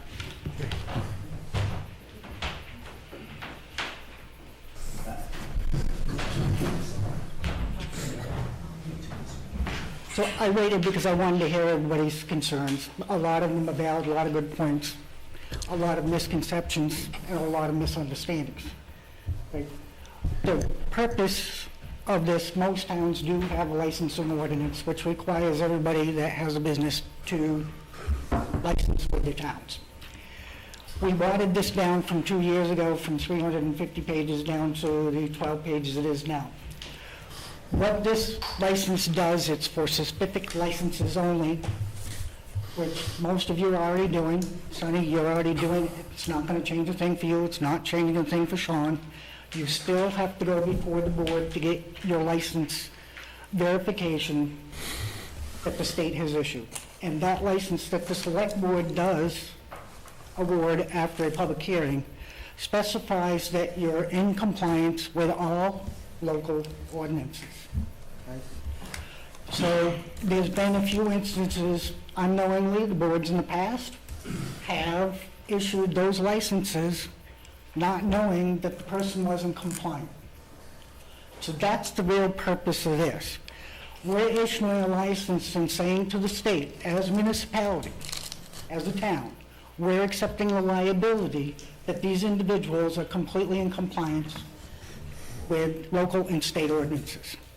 The state doesn't come out and inspect you all the time. Who's the ones that do it is most likely your local people, which is myself, the board. I even have some tattletales that like to run around and take pictures. So, but that's the purpose of it. There is no additional fees. It's still the same application fee that covers everything. Your background checks are already done at the state level, so when the board gets an application, and I'm aware of it, I've already contacted the state to make sure that there is no obstructing criminal offenses. If you get an OUI or you have a drug problem, being in the marijuana business, you can't get a license from the state, right? If we know that locally, we should not be giving that assurance that they're in compliance. It's the wrong type of business. So that's where those things are coming into play. Is it over micromanaging? I think we watered it down enough to be specific and to give guidelines when we issue those assurances to the state that everybody's in compliance, they're in compliance. There is another version that, or another clause in here that says if you're behind on your taxes, you can't get permits, you can't get this, you can't get that, all right? Which is permits, conditional uses, or the license. That is compliant with most towns around us. Most towns, everybody knows, if you deal with Sanford's probably one of the toughest ones. Lebanon, some of their license fees are $10,000 annually. We don't do any of that. As far as being business unfriendly, Limerick is probably one of the most friendliest towns there are. It is the less restrictive, okay? Well, again, this is where your town manager can help you too, all right? Because there's a lot of things that even, I've only been here, this is my 3rd year.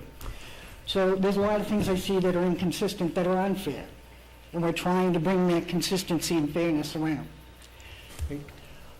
Limerick does not have the standing conditional uses across the board, no matter where you are, that you have to go to the planning board review.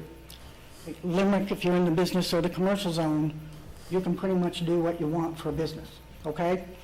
That is very friendly. It is very friendly. The purpose of a review on a conditional use is to make sure that that use is fitting and safe for the public in the area that it's in. But it's worked for Limerick all these years, so why change it? Leave it alone. This specifically is, and maybe if it does get voted down, and it probably will, then we need to bring it back at a later time, and it won't be in March, all right? But at a later time where we're more specific and change some things, right? I'm not against the change. And I'm not against anyone's opinion as far as whether I'm doing right or wrong. I try to do the best I can for the town. Everything that I have done has always been with the intention of the town's best wishes and its well-being. There are a lot of things, and again, going back to the town manager, that town manager can do, and it will save you a lot of money. That town manager will pay for itself, whether it's through grant processing, and they don't necessarily write grants, but they oversee the grant process. You won't run into those glitches, right? So I think the biggest key, if we didn't do anything tonight, is we open up a communication that we needed.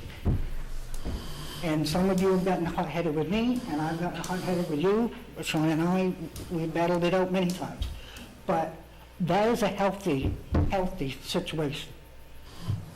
And I may not like it, but I respect your opinions.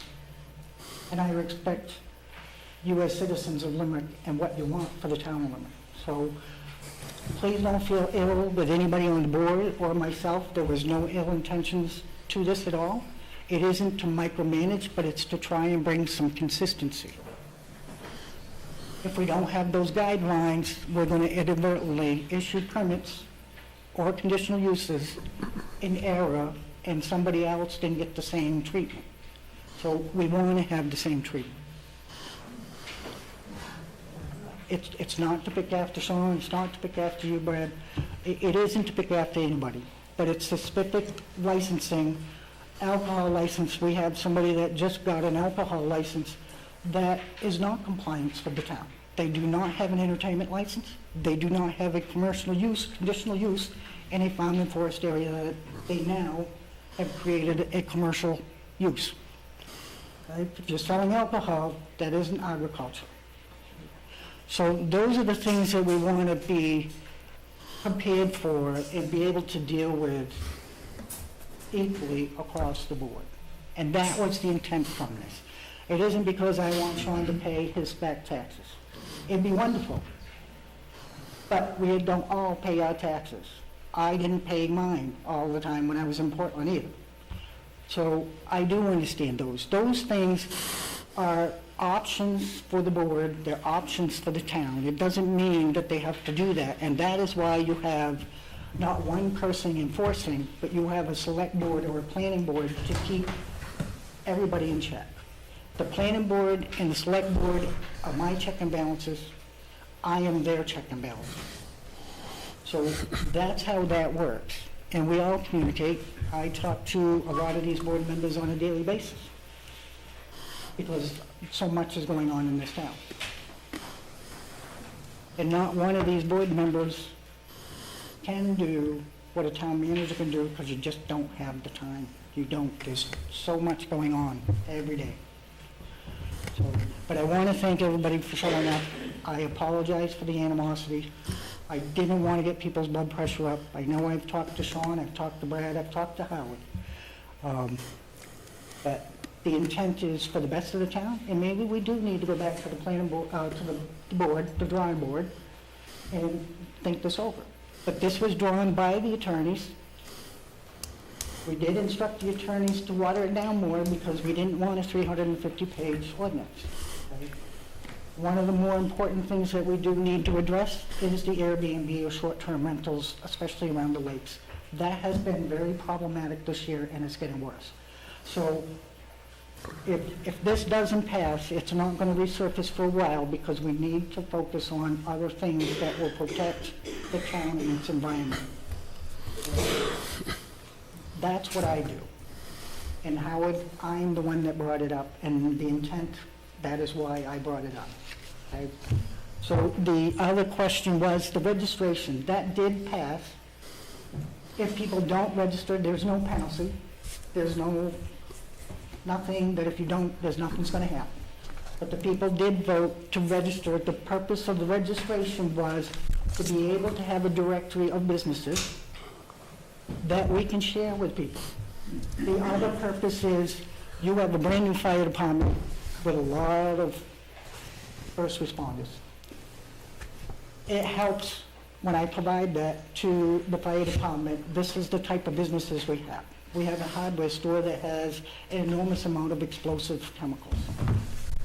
That's obvious, we don't need to state it, but what if we have, I'm going to pick on Linda Corbin because I like picking on Linda.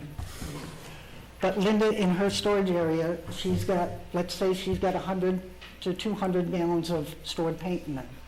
If we don't know that, we're responding to a call, or they're responding to a call with explosives. So that's the other side of that that helps. Now, on another occasion, that registration allows us to do a free 101 life safety inspection. The fire chief and I have always done it. We'd like to get more of the fire department involved, but what have we found? We have businesses with rental apartments in the midst of it, which we didn't know. So if you respond to a fire, you have a choice. It's closed, there's nobody there, this is explosive, it's dangerous, are we going to enter the building, or are we going to try to fight it from outside and let it burn? If there's lives in there, they're going to go in that building. Most likely, they will not make the judgment to go inside a burning building that has explosives if there's nobody in there. Why put your first responders at risk? So those are the reasons why I'm trying to bring some of this stuff up. But it's for the benefit of the town. If we do an inspection and we find anything, you can ask anybody that we've done the inspection. We did with Sean. We did find some things. Just fix them. We're not penalizing you. We're not there to do that. You've got smoke detectors that don't work. They need to work. So we're here to help. And the board's here to help. But that's my spiel. And again, I apologize if anybody's been offended. But that is it. Is there any other questions regarding the licensing? Steve? Thank you.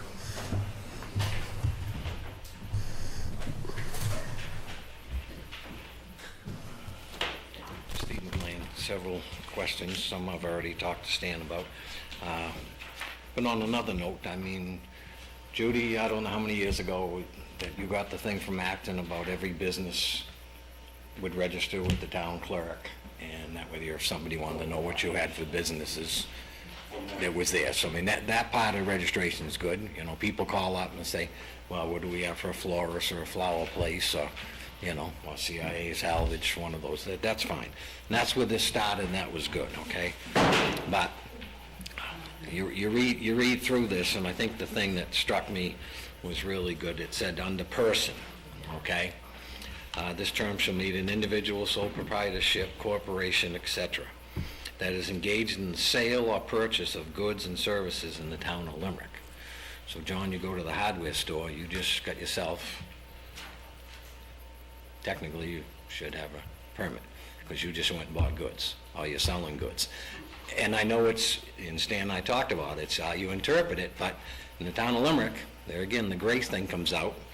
If this passed, that's going to affect an awful lot of people. Now, a contractor coming into Limerick to do work, is he required to have a permit?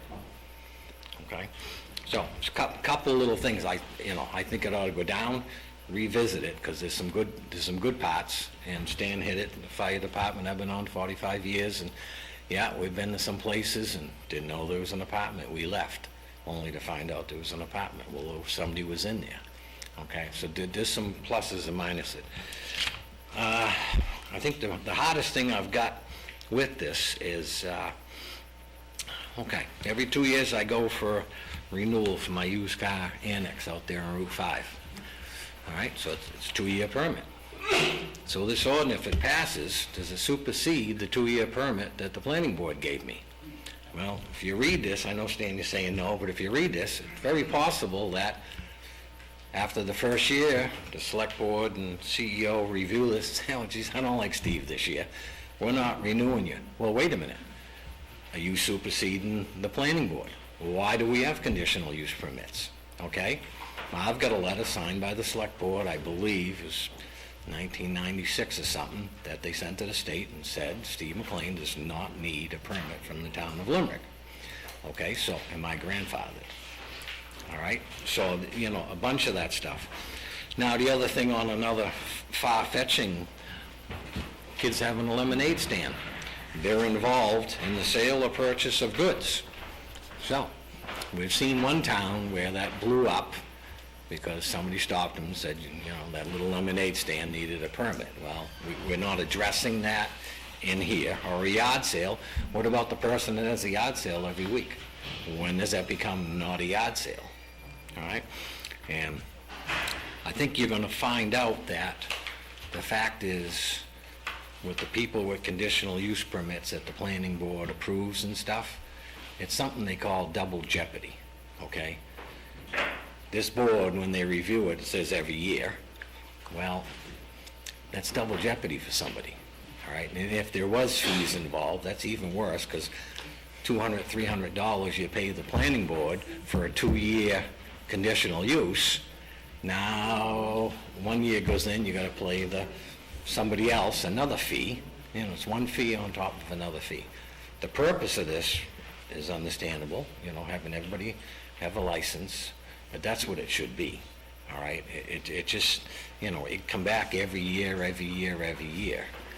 That's the planning board, that's the select board, okay? When the select board reviews something, and Stan's 100%, we had one here that you guys gave permission to, and it should have gone to the planning board. We circumvented the process, and that's the hard thing for everybody.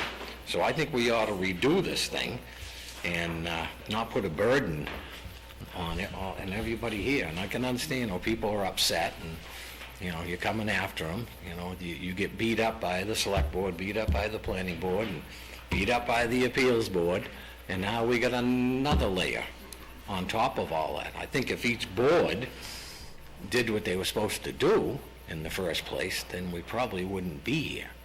And I think there's an accumulation of just kind of lackluster. There's one conditional use permit out there that says, and other. My question is, how many permits do they need? Because you should have a permit, it says in this, for everything you're doing, every different thing. The farmer, does the farmer need a permit to sell carrots, corn, tomatoes, cucumbers? You see what I'm saying? We could interpret this any way we want.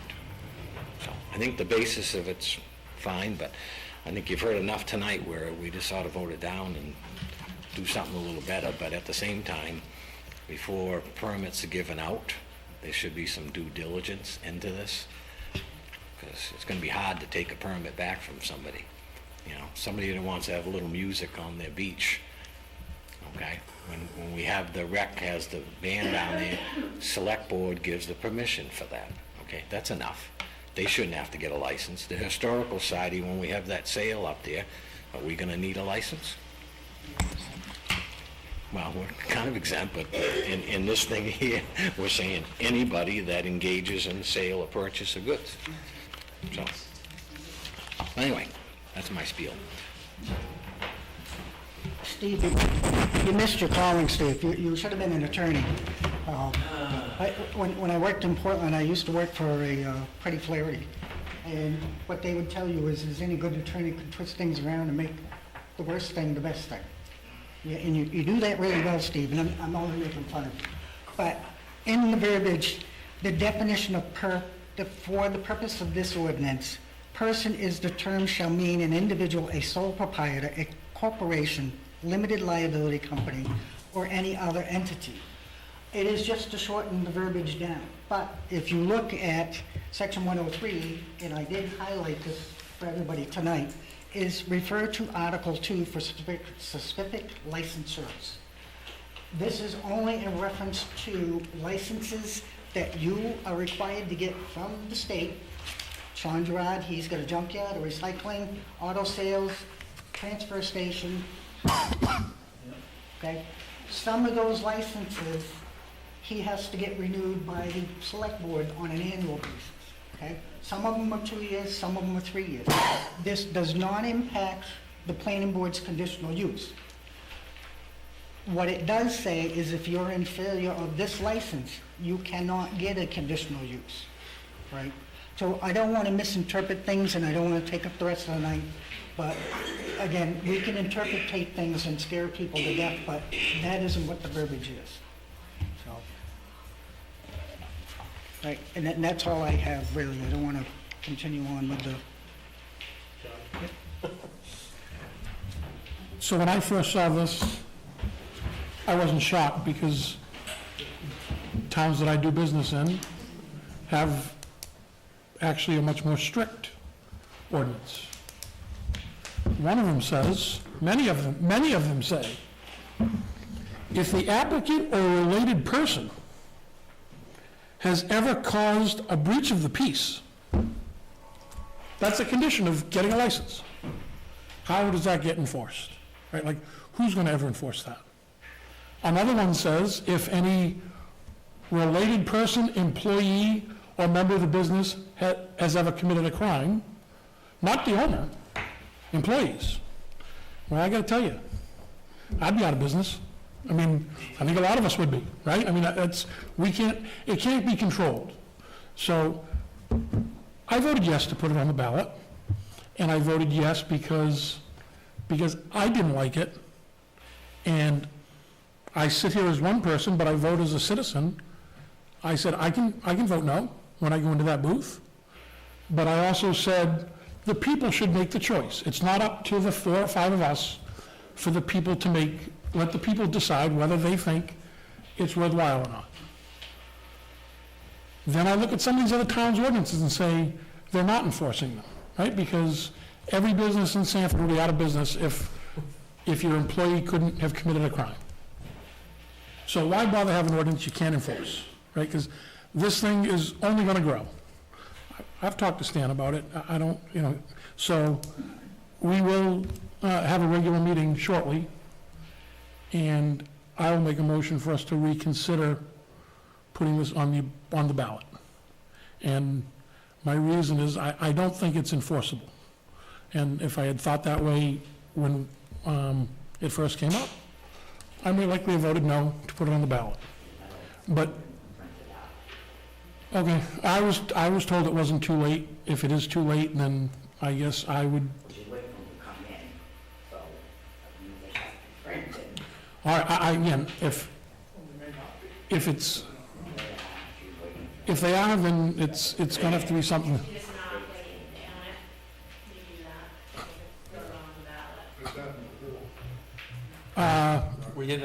We've done it when there's been a mistake.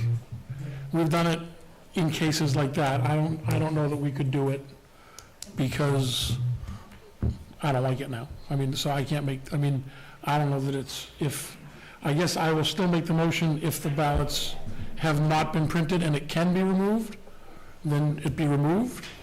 And other than that, myself sitting here as a citizen, I will vote no. So, but again, that's not, because I don't like it, doesn't mean that people shouldn't have the opportunity to vote on it. If it does pass, there's no reason why you can't amend the ordinance to reflect the concerns of the citizens or the business owners here. And then I'd just like to make a comment to what you said regarding putting something on the ballot. I feel that it's the duty of the select board when an ordinance is presented to them to review it in its entirety and maybe have a public hearing. I don't know when the ordinance was written, it was several months ago, but to have had a couple of hearings, so you could have had input from the business people to get that. I guess in effect, if it did get voted in, we could do the same thing we did with the Knox box ordinance, which would be to instruct the fire chief and the code officer not to enforce it. So, and I don't think, and I trust me, this is The select board, I'm sorry, John, the select board, if it did pass by chance, the select board can have another public hearing and put a moratorium or extend the effective date too, until it's amended. So there are ways you can do it if it should pass, so that people are not put on the spot right away. So, but you can delay the effective date of an ordinance to the point where, same as a moratorium, until you can correct the concerns. There's a lot here, though. I mean, we're not talking about just one thing in an box. no, I get it, but we the whole thing, and I support a business registration, and I support a business license. I don't have a problem with that. Whether there should be a fee or not, it should be nominal. But we should know who's running what businesses in our town, okay?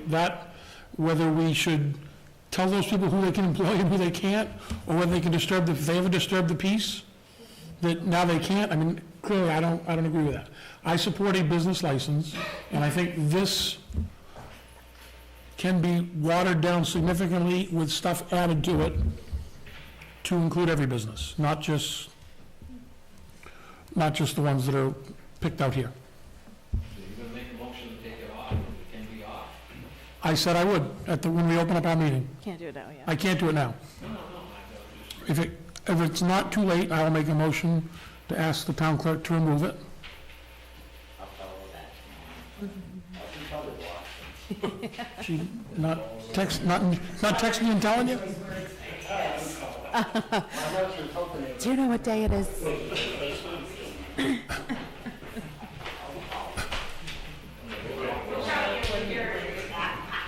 Is there anything else on Article 4?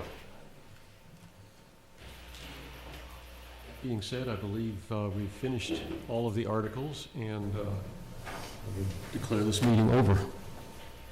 Public meeting closed. Public meeting closed.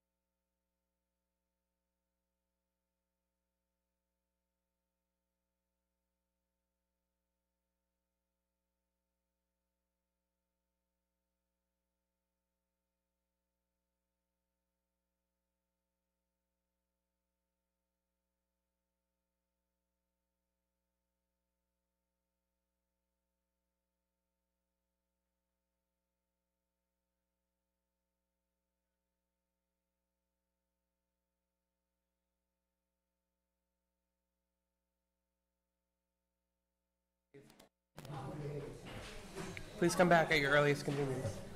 Good evening and welcome to the Limerick Select Persons Meeting for September 23rd, 2024. Please join us for the flag salute.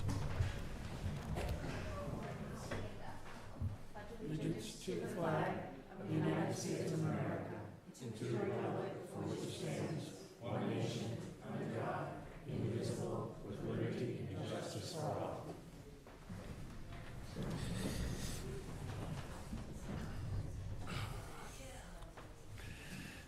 Okay, I'll look for a motion to approve the September 16th minutes.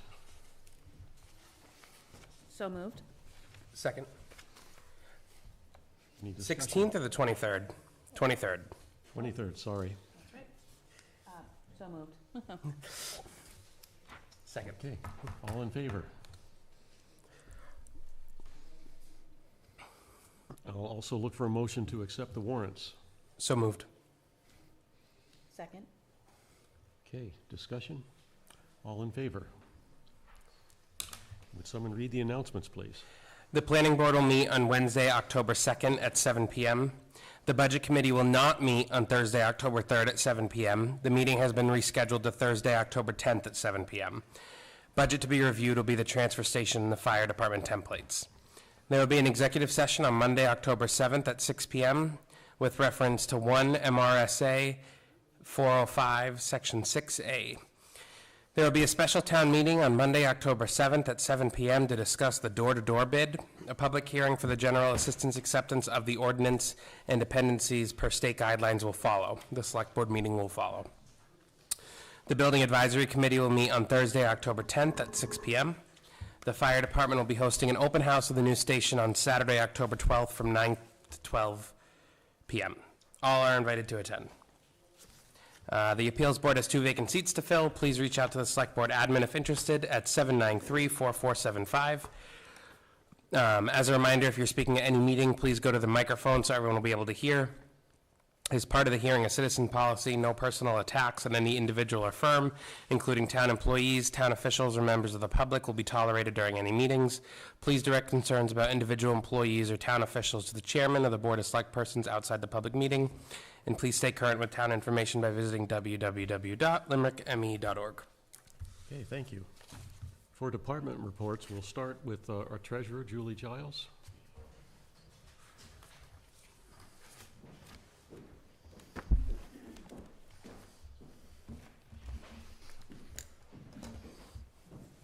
Evening, and thank you, sir, for moving it up.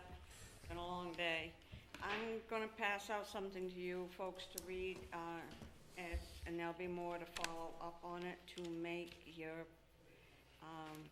coding of your bills easier and more coherent to everybody, so that there won't be the possibility of myself or a future deputy misconstruing where it should be posted, which seems to be a complaint. So this is for an accounts payable policy. It's just something we've come up with, and it's more detailed on how it would work when the bills are come.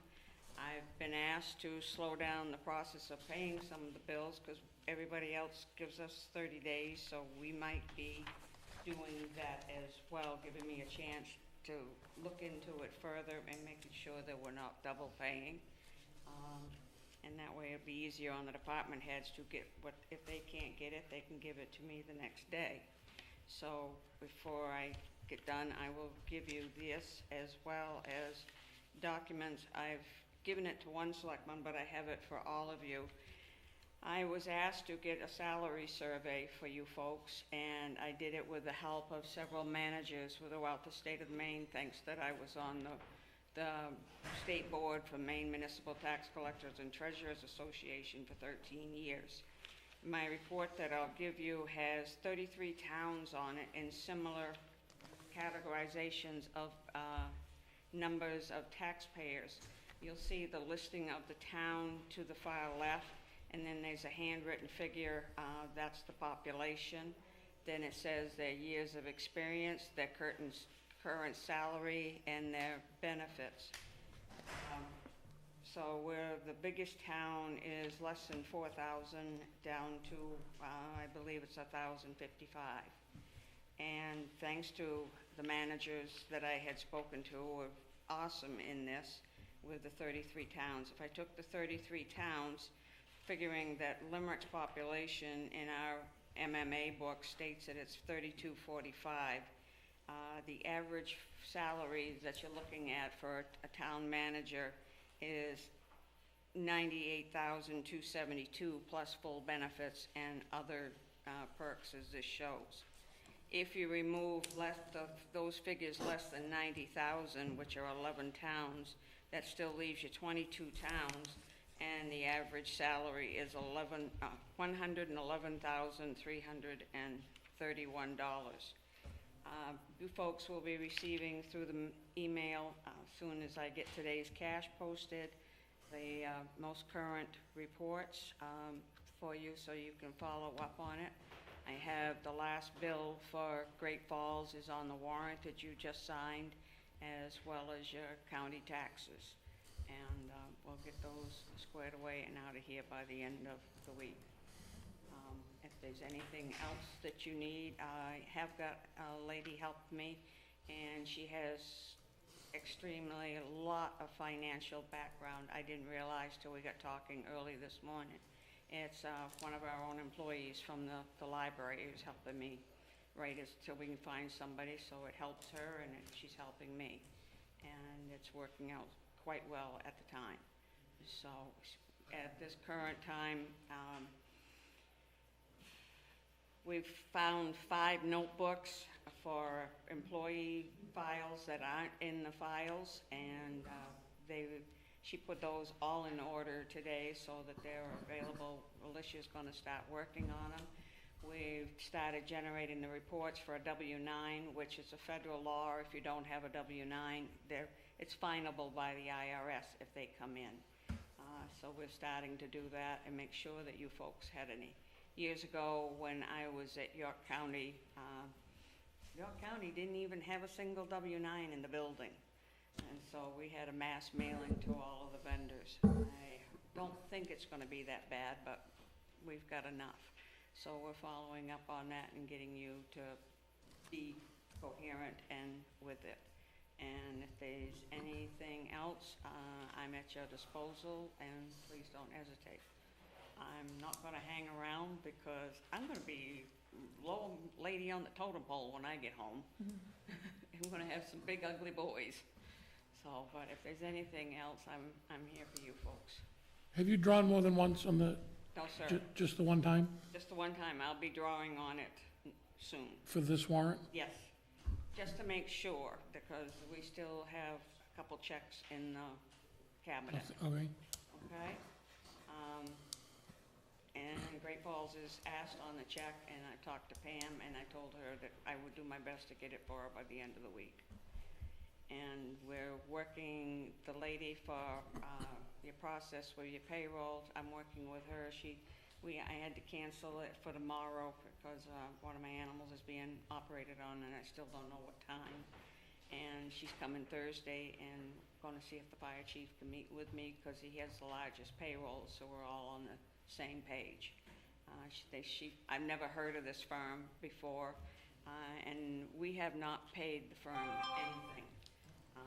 I asked her, and nobody had been in contact with her since December of last year. So we'll get you back on the pace. Wouldn't start until 25. That's her statement, and I'm behind it 100% because it's a nightmare and a half trying to break books down in the middle of the year. So we've got enough stuff to get straightened away. And John, that matter that you asked me on, that articles that you had me look to see if they'd all been posted, I found them all but one, and I'm still trying to figure out where that is. But everything else is there. I did that this weekend. So they all were posted. And I've got the exact journals and the reports to back it up. So we had some money from the fire rescue billing account. The fire rescue billing account is the only other separate check, other than the opera money, actual checking account we have. Yes. Was that actual money ever transferred? That was not. Not from the actual account to the other account, because that's like the Great Falls. The bank put the balance of what we borrowed Yeah. in an account. So I will be closing that account and putting it in a checking account to pay the bill that's on the warrant this week. But if you transfer that 125, that might help you, that'll help your cash flow, It should, yes, sir. and maybe not have to go to the TAN for more money. Right. 'Cause that Also- actual cash. Right, no. Other than just a journal entry, that's the one that the actual cash has to be Right. transferred. Okay. And also, there was a thought of mine in because of what your APR was intended for, to reimburse the town, because it didn't go in our insurance when we had the broken water lines. And that would help the cash flow too. So, but that's up to you folks if you want to spend it. Well, the problem is we gotta get voter approval to spend that money. So we've got, On the APR you do? Because where you already had the guidelines for it? Okay, 'cause I wasn't sure. So because it's- We didn't, so, yeah, we have some people looking to some other projects that might be, okay. so we'll And, bring those up. Can I make the statement of what was received today? Yeah, I did earlier, but go You ahead. did Yeah, earlier? but apparently it wasn't, they didn't hear it over the airways very well. Okay, as of this morning, the first two payments, there is as much as 15 different vouchers that the fire chief has worked on, and with me being able to move them, the HUD has reimbursed us for 2 of them as of this morning. About 106,000, I can't remember what the actual figure was. But it's on the first 2, and by that and the time that we did it, pray to God that we don't, shoot me if I'm wrong, but hopefully there should be more coming by the end of the week in the time frame that we approved them. So that's a godsend. Yeah. And I've been instructed that money is to go right and pay down on the money that we borrowed from the bank. Go right to the principal. So help get it down.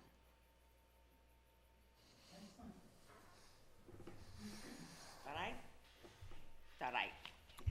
Okay, thank you, Julie. Thank you very much, and I'll get past these out to you folks. Good luck with the animals. Oh. That's your prices. That's the policy. Thank you. Just thank you guys. I'll just keep passing it down. Okay, thank you. Of course.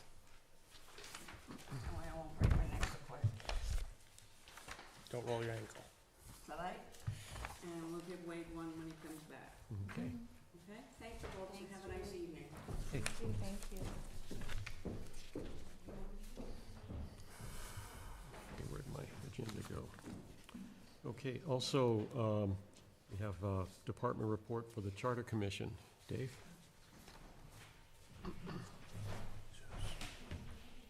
Thank you.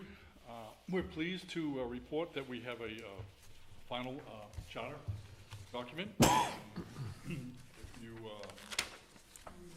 If you want, we can read the same final report, or if you want to waive that, because we've already read that. I'm going to just let Wendy talk about the certification that has to go forward for the document. Okay.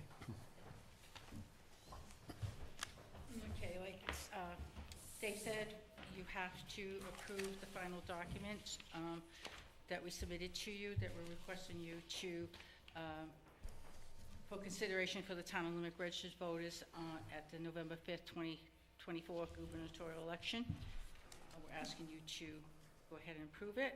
And then final note, as far as certification, 3 certificates. The town clerk must prepare and sign 3 certificates set forth the new charter.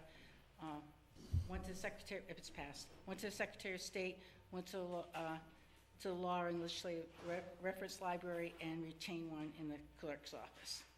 And she knows what she has to do.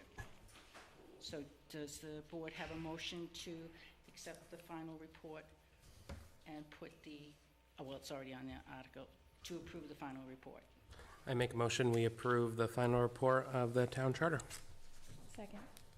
Okay, any further discussion? Thank All you in guys favor? for All in all you favor? guys have done.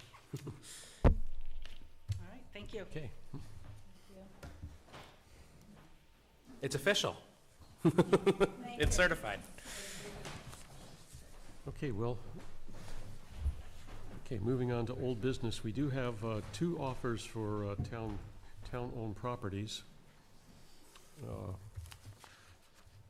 And I've got a summary here. Map 41, Lot 232 on Arrowhead Lane. We have a offer of $30,000. Do we have any discussion on, well, I'll look for a motion to accept the offer. I make a motion, we accept the offer and enter into a purchase and sales agreement with the buyer for map 41, lot 232. Second. Okay, all in favor? Okay, we got signatures for that after the meeting. Okay, the next one is map 41, lot 340, and we have a price, an offer of $38,000. So I would look for a motion to accept that offer. I make a motion, we accept the offer for map 41, lot 340, and enter into a purchase and sales agreement. Second. Okay, all in favor? Okay, we got signatures for those after the meeting.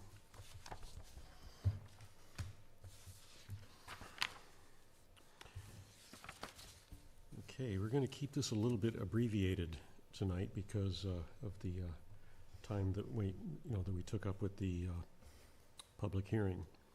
So we do have a quote for the HVAC for the vault from HVAC Services, Inc. And the work to include,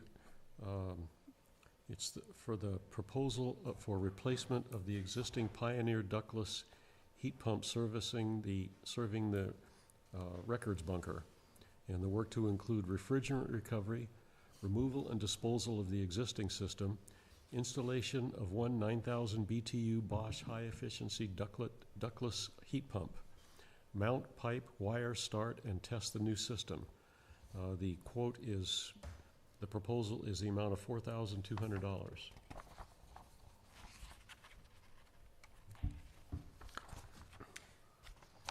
I make a motion, we accept the proposal from HVAC Services and have them replace the mini split unit in the vault. Second. Okay, all in favor? Okay.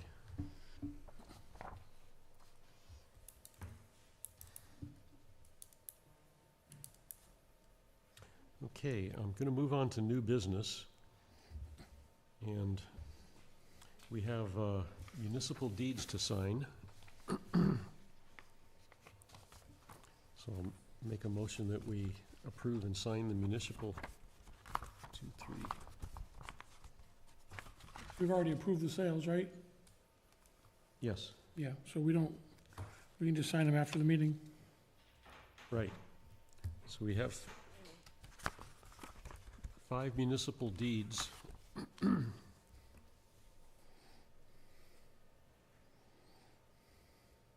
So, these are the ones we've already approved? Yep. So we'll sign those. We've got a lot of signatures for that. And sign the poverty abatement paperwork that was approved on 9/23. That's another one we'll just have to sign, right? Yeah, we've approved that last week. Right. Okay, sign and approve catering application for catered function.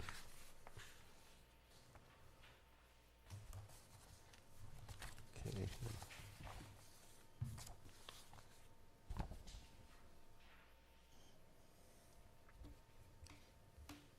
Okay, this is for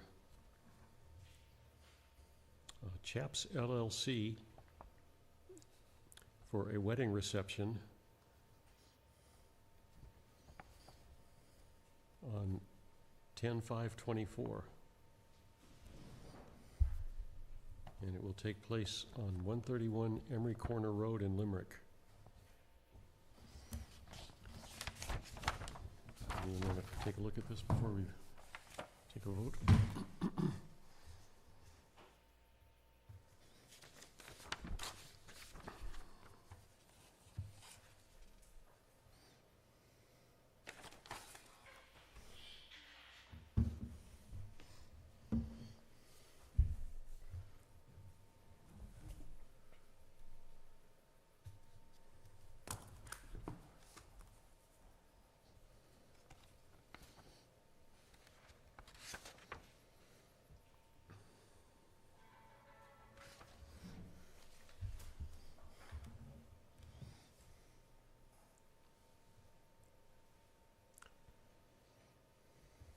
So I'll look for a motion to approve the catering application.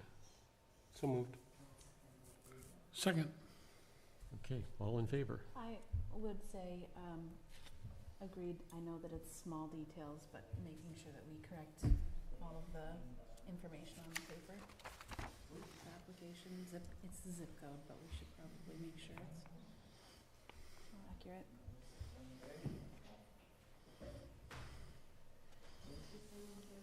And you said all in favor? Yep. Okay. Sign that afterwards as well. I'm going to go back to a few items we skipped under old business, just to make sure we cover them. Bricktown Hall equipment update is still scheduled for the 29th, 30th, and 31st. Do we have any update on the shelter survey?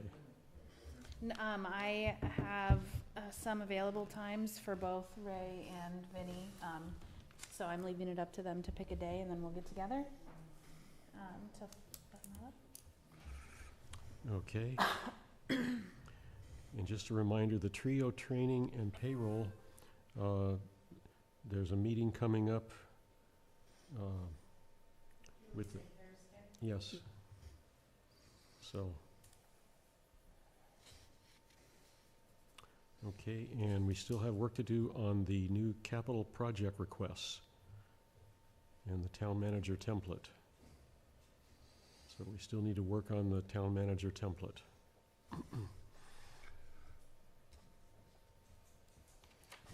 When is the drop dead date for that?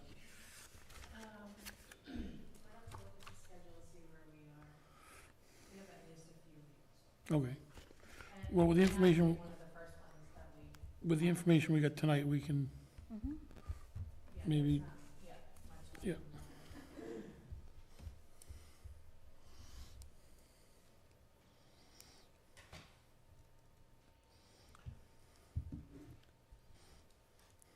Okay, well, with that, are there any hearing of citizens issues?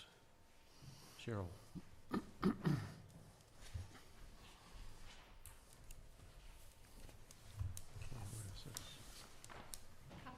You didn't bring up about the status on the brush truck. Last week, John had stated that it was in Massachusetts having its hoses, pumps, whatever. It was supposed to be on the other. Just was curious where he got that information because it's still sitting at Baker Auto. It's been there since last week when he stated that it was in Massachusetts. If I recall, I think we thought it was in Massachusetts. We didn't. Then you need to fix your mistakes for the next meeting. Everybody thinks it's down there. Oh, it's gone from the body shop, it's gone here, and it's on almost. We are without a brush truck. Is that correct? The old one's been disassembled and the new one hasn't been assembled? Now, I don't know what the problem is, but it's getting a little ridiculous.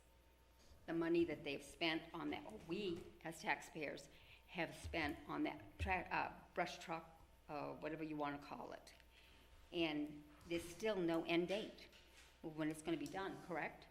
No one knows? I would have to ask the fire chief and I can get back to you.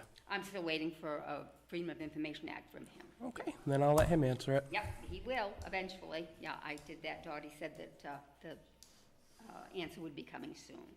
So, as a board, you guys don't keep track of what's going on at the fire department with all the money that was spent on it? I mean, the truck just sits there, there's no status, you just say, you think it's there, but you explicitly say, oh, that's in Massachusetts. Just to pacify people, to make it sound good? I was told the truck was on its way to Massachusetts to have, I wasn't sure what was being installed on it, but... No, that was kind of up in the air, but it was headed down there. The skid tank. The aluminum No, bed. apparently that's on it. No, it's not. I have pictures of it. All right, I thought that... It's not even lettered. It's supposed to be lettered. It's not even My lettered. understanding was... The flatbed is on it, the flatbed. Oh, that's right. You painted it. It's not aluminum. I mean, it's not. That's right. I take that back. Sorry. But it's not lettered. I mean, each thing that comes out that people think it's, getting that wants to a step closer to having one. What would happen if we needed a brush truck? Do we have to borrow it from another town like we do EMTs? I mean, something's got to give here. I just don't know. The money that's going out, we have a beautiful fire building, and the guys deserve it, but they deserve the equipment to run it too. So there's no answers, nothing, no one's... The truck, I don't think anybody would deny the truck. The whole process has taken longer than than anybody would like. And it should never have been. It was bought, it had to be rebuilt, there had to be the framing. How long was it at the body shop? It had a title, I can't remember the name of it, but it should never have been registered and put on the road. And that's a fact. That's not my theory. And it's just, it's been a shit show since day one. And we could have bought, for the price that you've got in it, you could have bought a decent brush truck that would be running and servicing the people of Limerick. But I guess that's not top priority. And I have one more thing, then I will let you go. Something was brought up about the contract on the trash truck, the trash collection. And I listened to the budget committee the other night, and Stephanie had kept saying, well, we've been checking with you for 2 years or a year and a half, whatever, to get this budget so we can get the bids out, because it's always been bid, and they've been waiting for this and waiting for this, but no, we wait until 2 weeks before it has to be voted on, because it has to be in the budget at such and such a time. You guys took every other week off all summer long. Why isn't the work been done? You know, why didn't you get your work done? It should have been, if you weren't getting things, the contracts, any other contracts that have been put aside that will be, we gotta do it now. But I think I remember, I think maybe I know the reason why the trash is going through, or wants to go through. October, about this time last year, all over Facebook, there was a problem with Mellon's employees, and I guess it was, and this isn't talking down on anybody. Look on Facebook, I got copies right here. A selectman representing the town, in so many words, let Mike Mellon and Steve Mellon know if he didn't dump one of his employees, he wouldn't be getting the contract, and he was going to take him to court. So, gee, a year later, the contract's coming up, and we don't have to put it out to bid. We're just going to give it to him for a few $1,000s. What about the other guys out there with trucks that are trying to make a living? They would like to put a bid out, but the $300,000's already been put out there, so that's going to be kind of maybe impossible. This is not acceptable from this board. You have one person that runs it, and everybody agrees.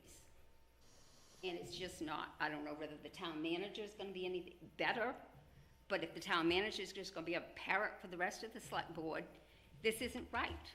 So Mellon's going to get good, we get no meeting, it's special town meeting. We couldn't possibly get it quick enough. So the whole town normally votes on a contract that big. But we're going to have a half a dozen people in this room next week that's going to say yes or no that that's going to go through. Now, how fair do you think that is? I want an answer from all of you, to the taxpayers of this town.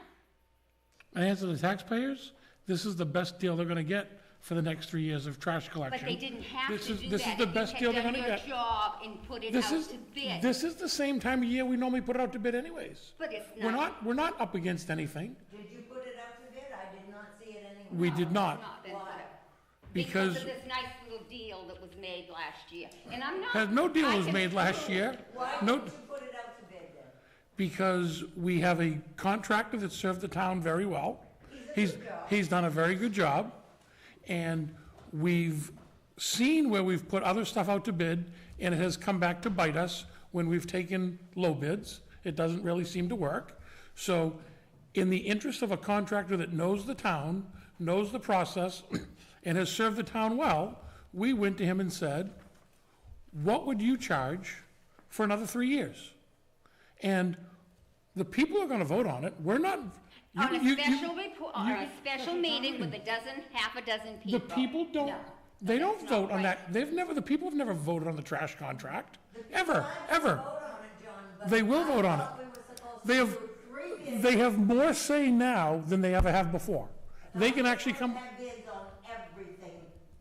The people can vote, the people can vote on a town meeting to enter into a 3-year contract with a contractor. And I thought we were supposed to have bids on everything. Did you do this with the mowing contract? Did you ask the guy previous year if he'd do it for a little bit more, or did you negotiate the contract with the guy that mows the lawns? Yes or no? I can't say for sure, but we did it with the sidewalk guy. Well, yes, that was another little Sweetheart deal. sweetheart, Yeah. yes, definitely. Friend of mine. But I got it right here, hey, right here.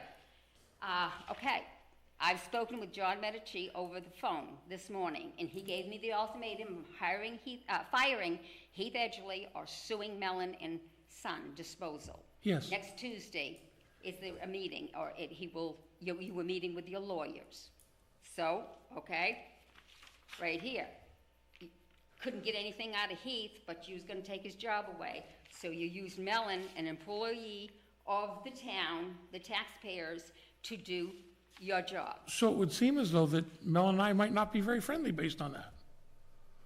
Well, But I now all of a wouldn't sudden, think now all of a so. sudden, now all of a sudden it's me putting a sweetheart dead on. But you can What- look on what's ch- Facebook about the nice little tete-a-tete that you guys were having, so, whatever. But it I'm wasn't, just saying, it this appears is to be, not right. it appears to be not very positive.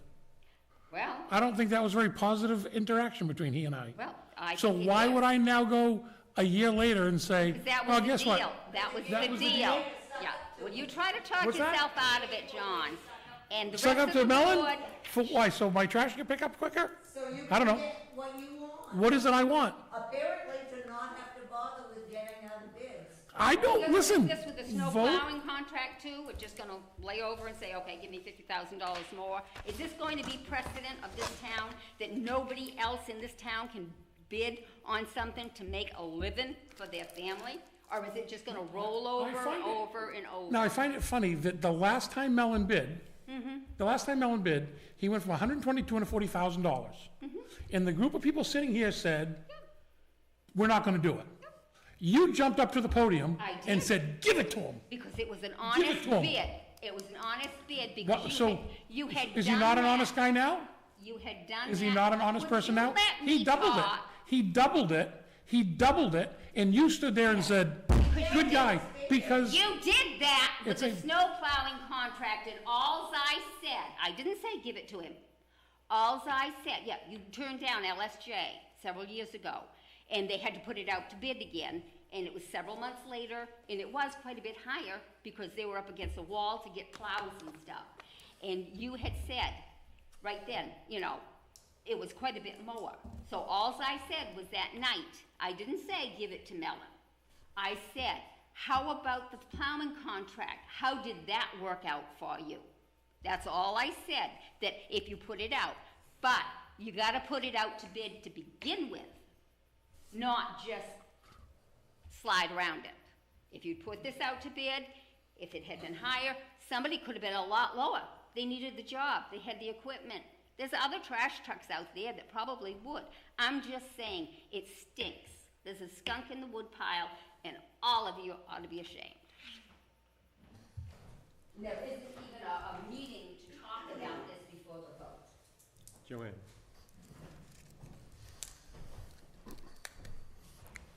The last time it was put out for bid, I did the letter to the bidders, 11 companies.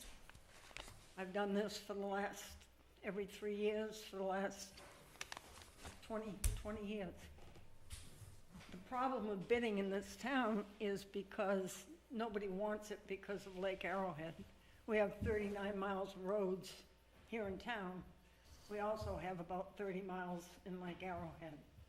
And the other companies, I've talked to them personally on the phone, many of them. And every time we've sent the letters out, we get no response. We get one bid. The last time the letters went out was September 16th, 2021. And we got, the only response that we got was the melon. One thing they discussed the other night at the Budget Committee was to do away with the door-to-door. And I plan to tell people this next Monday, we are not set up at the transfer station to take all the door-to-door trash. We take between 25 and 35% at the transfer station now. And we're not set up right. The whole place wasn't laid out right to begin with. And I can't foresee that the people will do away or give up their door-to-door trash anyway. But there's 11 other companies, I've talked to many of them personally, and they want nothing to do with it. Who's to say that there is a young company out there that would love to put a bid in? You can't just assume something if it was back in 2021. As far as I know, there is no other listed company. As far as you know, but I know a couple of companies that would put a bid in, that are just starting out. You can't say there isn't any until you actually put the bid out. Well, if we don't know about them, how would we send them? Advertise with a bidder. You don't have to send a paper of the following contract, and you just put it out to bid. You advertise it in the paper. You don't send them out a letter. You see, oh, I've got a company, I see this bid. Cheryl, would you be able to go to the microphone so people can hear at home? Oh, I imagine they can hear me anyway. Well, it's the rule. You just assume too much because it's easier and it's the way you run things. There might be a couple of people out there that's just waiting for the, why hasn't the contract come up? It's always advertised in the paper, and it's just like the oil ones. You only get one, but there's always that year you might get 6. You gotta put everything out to bid, and I believe, don't quote me, but isn't that in our ordinance? Don't we have to, anything over, and just like, well, you wanna talk about this, we'll talk about it. Emergency water main, understand, can't put that out to bid, it's weekend, no, it's understandable. But when you get a statement for $8,400, and it's not a line by line, and nobody can produce, well, I do billing. And when you make a bill out, you have to have little numbers over here to come up with the big number over here. Why, and you just look at it, accept it, no questions. You gotta stop questioning things, because it's our money you're spending. Okay, any other hearing of citizens' issues? Hearing none, is there a motion to adjourn? So moved. Second. Okay, all in favor?